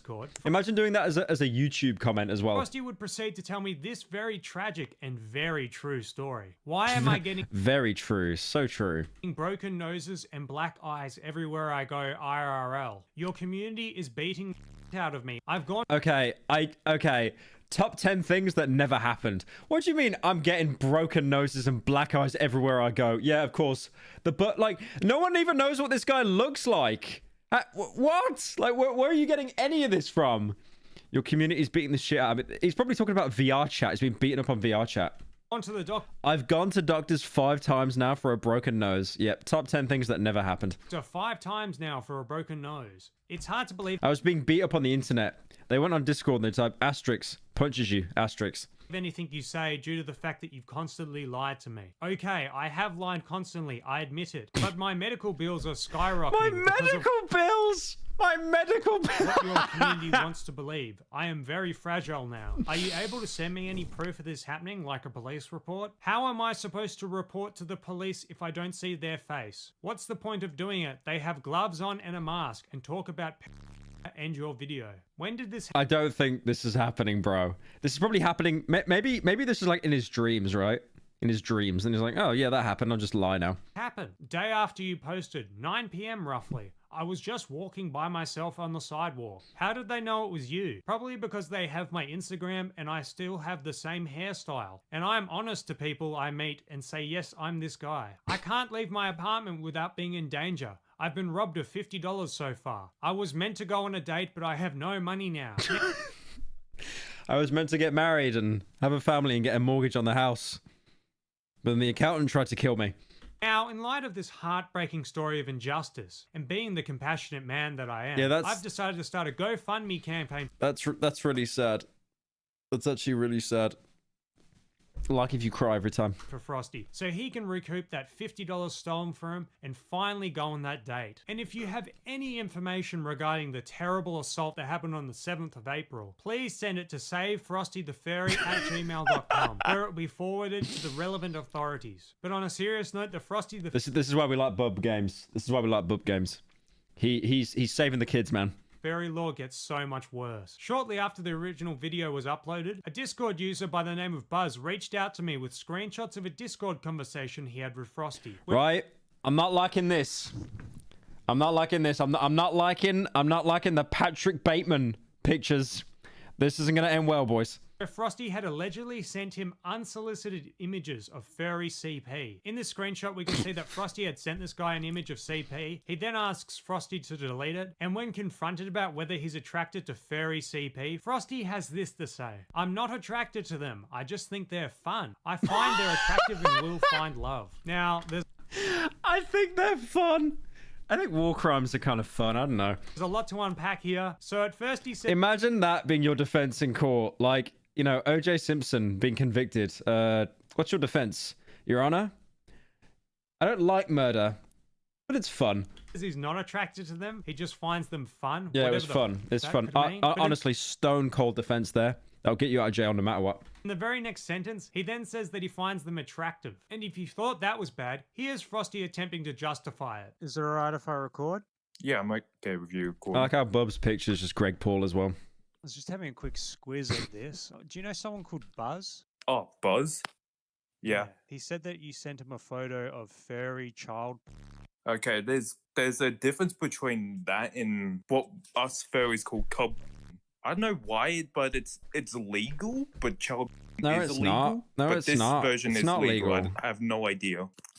But It's literally not legal. Like, what is the cope there? It's still a child. it's just very young, well, looking very young, male. No, it is young. Oh my god, the coping this guy's doing right now. Holy shit. Female furries. Okay, don't let him cook. Real. We should not let him cook. So you sent him an image of this, did you? Yeah, I sent him an image of it. Says here, I'm not attracted to them. I just think they're fun. What does that mean? What does fun mean? I mean, like, yeah, little furries. Yeah. Oh, what the fuck was that? Maze one. Crystal Maze. Maybe soon. Maybe soon. That's madness, though. That's madness. Oh, they're just little people. It's fine. They're like, fun. They're What fun. does that mean? How can I put this? I don't know how I can put that in a good way. And then No, literally, you can't put it in a good way. You said it's fun. Oh my god, this fucking guy. The next... keep in mind, like, Bub has had to basically do nothing except recite messages that he's already been sent, and he's completely just demolished this guy. Sentence you say, I find they are attractive and they will find love. So I'm just a bit confused. You said you're not attracted to them, but then you say they are attractive. So what he here says, I'm not attracted to them. I think they're just fun. You said you're attracted to them. Not in that way. He's pulling up the script. He's pulling up the Google Doc script. Don't really remember what my idea plan was going for that. I don't even know what I don't remember what my idea plan was for that. Yeah, no, we can tell, buddy. We can tell, believe me. to say. This guy was calling me a few months ago, and now he's admitted to being attracted to and sending furry CP. And to top it all off, this guy thinks confiding in me makes us friends now. He's now posting about how much he loves me and is even offering me an admin role in his Discord server. Oh man, Bub, why'd you make this video then? You could have got admin on his server. Okay, guys, I hate to admit it, Bub Games, he's actually a little bit of a snake. Let's ignore the fact that this guy accused him of really fuck shit, and then he was actually into that same shit himself. Bub Games, he did kind of backstab this guy a little bit. That's messed up, man. You could have got admin role. You should have took the deal. I don't want to be your mate, and I don't want to give you advice on how to make... You're the master, spelt you're wrong, of making sausage rolls. Do you put potatoes in them? Because I'm making sausage rolls bow now. I need to know. No, I don't. That's what I thought. My nan does, which I find weird. Just no, I don't. Sausage rolls either. I am amazed that Bub has not ended up as like Heath Ledger Joker, man, just because the amount of degenerate servers he must be in is insane. Finally, we now revisit the nation's FNAF RP owner, Nice Doge. Let me just quickly read off the laundry list of things there was Nice so Doge much has with this guy done. last Modding video. his server, using over 50 alt accounts on Discord to boost his community engagement and numbers. Using alt accounts We talked about this guy was included in the last FNAF drama video, by the way. It's on YouTube to boost comments and likes. Implementing weird, creepy, and player models and I made that the thumbnail of the video. Based. Jobs into his server, as well as his strange friendship he had with a 15-year-old girl. You smiled and laugh reacted to the I love you? I just randomly put that on there because I do that sometimes. Like, I don't actually want to date that person. Like, I probably just put it on there. Like, she used to send me emojis too, like, and then I just started sending her emojis. When I uploaded the video, Nice Doge went into full crisis mode. And you could just hear the guy in the call was like sweating buckets saying that. Would spend the next few hours responding to every single comment that mentioned him under the video. I actually went back and Oh, that's right. Yeah, he'd like reply to comments that he made saying that he's innocent or something like bot comments. Tallied his replies, and they totaled to over 100 messages. The nation's Discord server also went into full lockdown. All the same, don't they? They all have nasally and degen speech. Yeah, I don't understand that. They kind of just need to blow their nose a little bit. Maybe get like a candle, you know, something to clear up their sinuses. Of me was banned, and he even made this cute little server banner. They actually put him on the hit list, bro. They put Bub on the hit list. With my face on it. Games has made a masterpiece of a video, but not everything is actually true. In respects in, but, however, as we all know, a few minor changes need to be made to the video. Everything in relation to Nice Doge is indeed incorrect, and is considered a false accusation. We're on our way, and Nice Doge will make everything right. The authoritarian nation is coming to fix Gary's mod, and everything will be set right. Allow us to make a better future for Gary's mod. Nice Doge would then message Least intimidating Discord threat I've ever heard in my life. Me, asking me if I could edit out any mention of him from the video. When I told him I wasn't going to do that, he then I don't think I'll do that. Asking me if I could edit out any mention of him from the video. When I don't think I'll do that. Told him I wasn't going to do that. No, I don't think I will, actually. He then threatened to have the video taken down. You see, Nice Doge is no stranger to abusing YouTube's broken copyright takedown system. In fact, he's done this multiple times before to smaller YouTube channels trying to expose him. He was even so confident I like how he was stupid enough to put his full name in as well. He'd be able to do it to me, that he began bragging to other people about how he was going to have my video taken down. And then no more Bub Games. Like, actually thinking he's on top, bro. But when he realized this wasn't going to work, he then tried backpedaling by telling me what a big fan he was of me. A few days later, I decided to join. Imagine trying to strike someone's video, it doesn't work, and then you're like, I'm a big fan. Please, could you take it down? Pretty please. In the nation's Discord server again, and hop in the voice channel with some of the mod team. Midway through our conversation, I noticed a mysterious little fella had joined the channel. Who's Lucas Gamer? Lucas Gamer L4. Hello, Lucas Gamer L. Thank you, Xboy1 for the 250. Can you watch... Damn, 250. Thanks, bro. Can you watch Brew talk about gaming chair explode? Brew? What the fuck is that? Brew gaming chair explode. How sitting on a gaming chair killed a 14-year-old. Are you joking? What the fuck? L4? Dude, Lucas Gamer has the same background noise that Doge did when I spoke to him. Okay, fine, it's me. It's obviously me. Why are you on that account? I don't know. I just want to see what you guys are up to. I'm spying on you. Nice Doge would then I was spying on you. Why would you just self-report like that? These guys have no brain cells. rejoin with his main account and started admitting that he was lying during my interview with him, but stressed it was all just a joke. Allow me to explain the official story and not some crappy, wacky crap that I came up with the other day when Bub was interviewing me, because I shouldn't have done that. It was stupid of me to do that. I'll be honest with you, I was trying to be funny in your interview. I was trying to make stupid stuff to be funny, and when I did that, it kind of made me look bad. So yeah. What about the religious cult group of kids? I made that up. Okay, I'm gonna be honest with you. Why can none of these people get a good mic? Like, Supreme Doge sounds like he's next to a fucking Hadron Collider with that buzzing sound in the background. Okay. I shouldn't have done this, mate. I should not have made the alt accounts, and well, I'm gonna just admit, okay, I shouldn't have done what I did, okay, with the alt account. I am a very funny person. You might notice that I have this invasion reference. That's just a funny joke. It's not real, okay? After I left the call, Nice Doge had what I can only describe as an episode of some sorts, where in the span of a few minutes, I go from being promoted to admin in the Discord server, to being banned permanently from the server, to him threatening me that his family is looking for me. It's been fun having you around, bub, but unfortunately, it's time for you to go. I was just a simple fan and nothing else. Yeah, sure, buddy. My family is searching for you because they want payback for your video. But I'm simply just not interested in this nonsense anymore.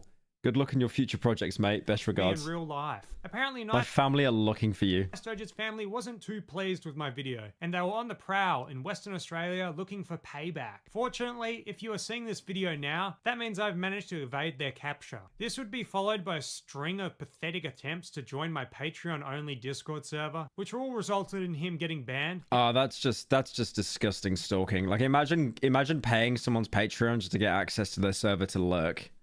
I like how he doesn't even use like a... Bro, you could have used any kind of like alt account here as well, you idiot.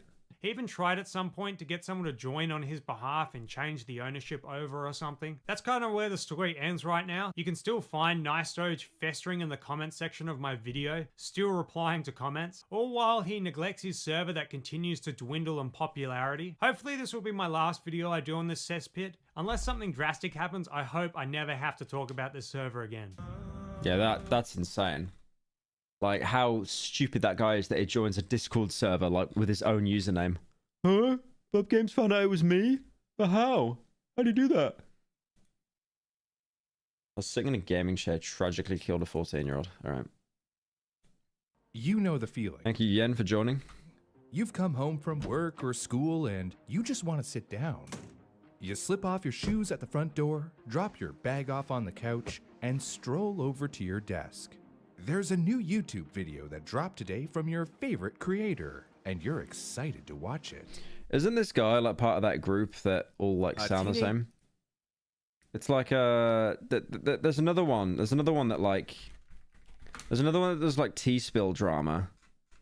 I forget now. I forget the person's name. But I swear there's like a group of people that like have that anime picture. You roll your chair over to the desk and plop down on the seat. Ah, Spill. That's right, Spill. In an instant, you're thrown across the room. When you finally come to, all you can remember is a loud bang rocketing through your bedroom.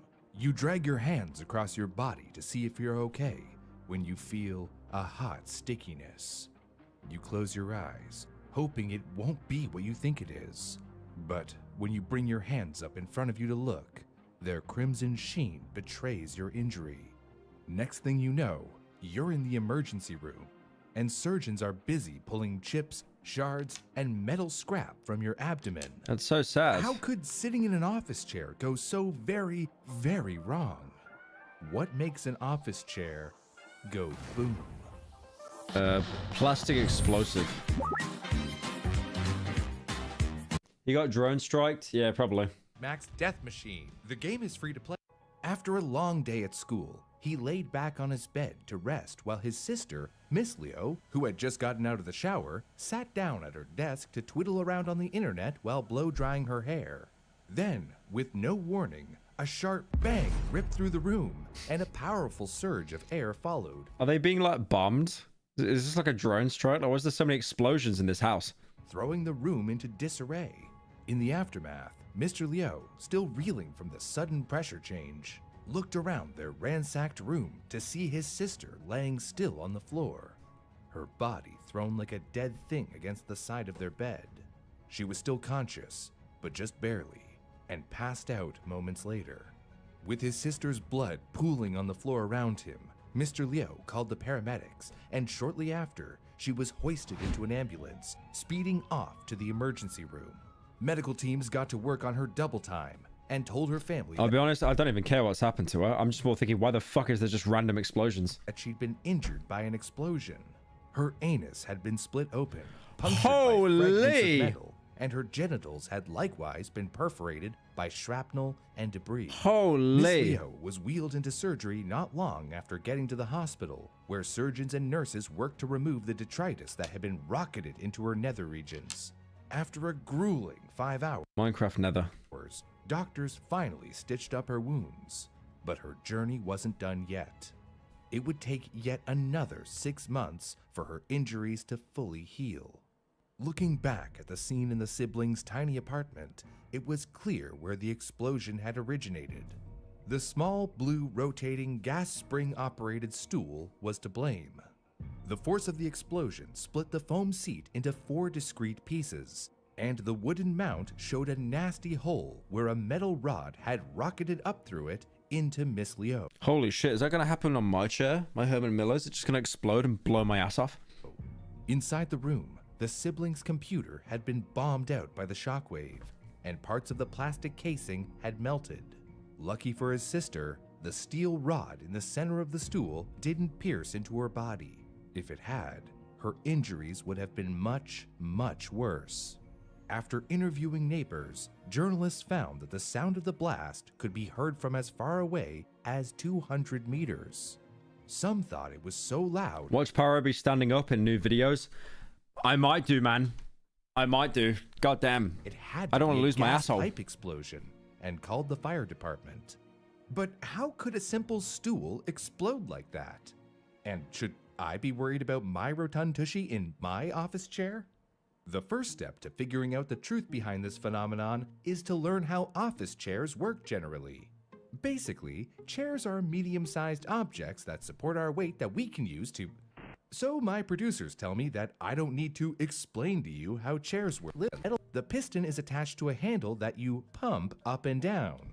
The piston moves inside the cylinder, sucking in air before compressing it through a valve and into whatever you're inflating.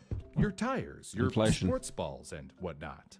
In a gas spring, the piston is attached to the bottom of your seat, and the entire cylinder is pressurized with nitrogen gas and oil. The nitrogen is pressurized so it exerts upward force on the piston, which holds your seat at the topmost position. The nitrogen provides the force, and the oil lubricates, ensuring the chair works smoothly. Also, since gas springs are holding pressurized gas, they have to be made of metal that can handle the force. Gas springs occasionally have holes in the piston that allow gas to move from one side of the piston to the other. This might make you think that the piston isn't actually compressing the gas, but remember, the cylinder that contains the piston is gas tight. So when the piston is depressed, the rod itself takes up space that compresses the air. There are multiple reasons for the holes in the piston. One is so oil or other lubricant can move from one side of the piston to the other. If there were no paths from each side of the airtight seal, then the piston would dry out eventually. With a gas spring, pressure can equalize on each side of the piston because of the holes, and the upward force is generated by the higher surface area on the inside. For all my math nerds out there, the equation for this is force equals pressure multiplied by... Do we need to know this? Do we need the lesson? Like, I get the padding, but we do not need to know about fucking Einstein's theory. Office chair while home alone. The boy went to his computer to go on the internet like so many young folks, when the chair below him erupted, driving a steel rod into his abdomen. Holy. As his blood pooled on the floor around him, he dragged himself to a phone and called his father, who contacted medical authorities. When they finally arrived, Xiao Gong was looking very pale from blood loss, but was still conscious enough to speak. Xiao Gong was taken to the Jiaozhou City Center Hospital, where doctors worked to save the boy's life. He was bleeding internally, hemorrhaging blood after the rod that had been embedded inside him had damaged blood vessels around his wounds. Tragically, doctors weren't able to get a handle on the boy's blood loss, and within an hour of arriving at the hospital, he had passed away. His father said after that he never thought that a child just sitting on a chair could That's have crazy, any type of man. accident, Literally getting one-tapped and by a that chair. This type of pressurized Shit. cartridge going out of control is definitely a quality issue. Another case from November 2007 out of Yantai City describes how a 68-year-old man was taken to the hospital after his rotating chair exploded. He was taken to the hospital in shock and similarly suffering from blood loss like Xiao Gang. He had serious rectal injuries, including a rupture in his small intestine. Oh, shit. Some of the damaged tissue had tears as wide as 5 centimeters. By the time his surgery was over, medical teams pulled more than 20 fragments of metal from his body, as well as chunks of wood and foam. Not only that, but the steel rod from the gas spring had been driven into him as well, and had to be removed. Holy. Horrifyingly, a doctor present said that the rod had been shot into the man from the blunt side, and the explosion had to be powerful enough to sever it from the mechanism entirely. Basically, the explosion had to be giant. The phenomenon of office chair explosions seems to be certainly real, but why do all these stories seem to come from China? Also, noticeably within China, the distribution of incidents seem to correlate by distribution of population. Probably because the which is quality only of the interesting product is just insofar dog as shit. It's totally normal. This is likely a It pure would luck like the situation, quality not of the something product is localized, so like probably lower dog shit. standards in a particular factory, Yeah. or some regional standards having lower oversight. With this in mind, we can turn to news reports from Miss Liu's case that note price discrepancies between office chair costs depending on modes of production. Basically, how raw materials, metals, etc., are crafted when modules like springs and metal rods are imported to Xiamen instead of purchased from a supplier and then Like, constructed they literally bought a chair from Etsy and they got one-tapped. factory for a higher price, different chairs, and dropped heavy sandbags on them to see how they could withstand the impact. The first chair was from a reliable and well-known retailer, which show from China tested this exact scenario for us. The showrunners took 3 different chairs and dropped heavy sandbags on them to see how they could withstand the impact. The I wish I was that chair. first chair was from a reliable and well-known retailer, with info about the manufacturer and certification guaranteeing safety standards. The second was purchased second-hand and had some visible damage on the column that has the gas spring. The third was bought from what the hosts call the third market in China. Yeah. Basically the black market, out of the eye of the government. So that'll just be In the dog shit. test, Dog the shit quality. well-made chair fared well. The seat, which isn't attached but sitting on top of the base, fell off, and all of the components showed very little damage, if any. The second-hand chair did less well than the first. When the sandbags landed on the seat, it exploded into a flurry of metal and Holy plastic. shit. You can see that there was a hole burst through the middle of That's the seat. insane. And the Oh, metal I piece see. That mounts the God height controls damn. had been violently bent. Oh, Lord. The black market chair handled the weight the worst. When the sandbag hit the seat, not only did the chair explode, but it erupted into flames, setting the whole chair alight. Okay, surely they did that for a bit, right? Just to promote like how better China quality is. It's nice to see that when these chairs are built properly, they can withstand a certain amount of force. But we still don't know why. Seeking Truth spoke to Guo Liang, a researcher with the Chinese Academy of Science Mechanics Research Institute, who told the host... All right, chat, I'm going to end stream here. I've got to go eat, and then I'm going to work on Cruelty Squad a little bit. But yeah, thank you guys for joining, and I'll probably be streaming tomorrow. So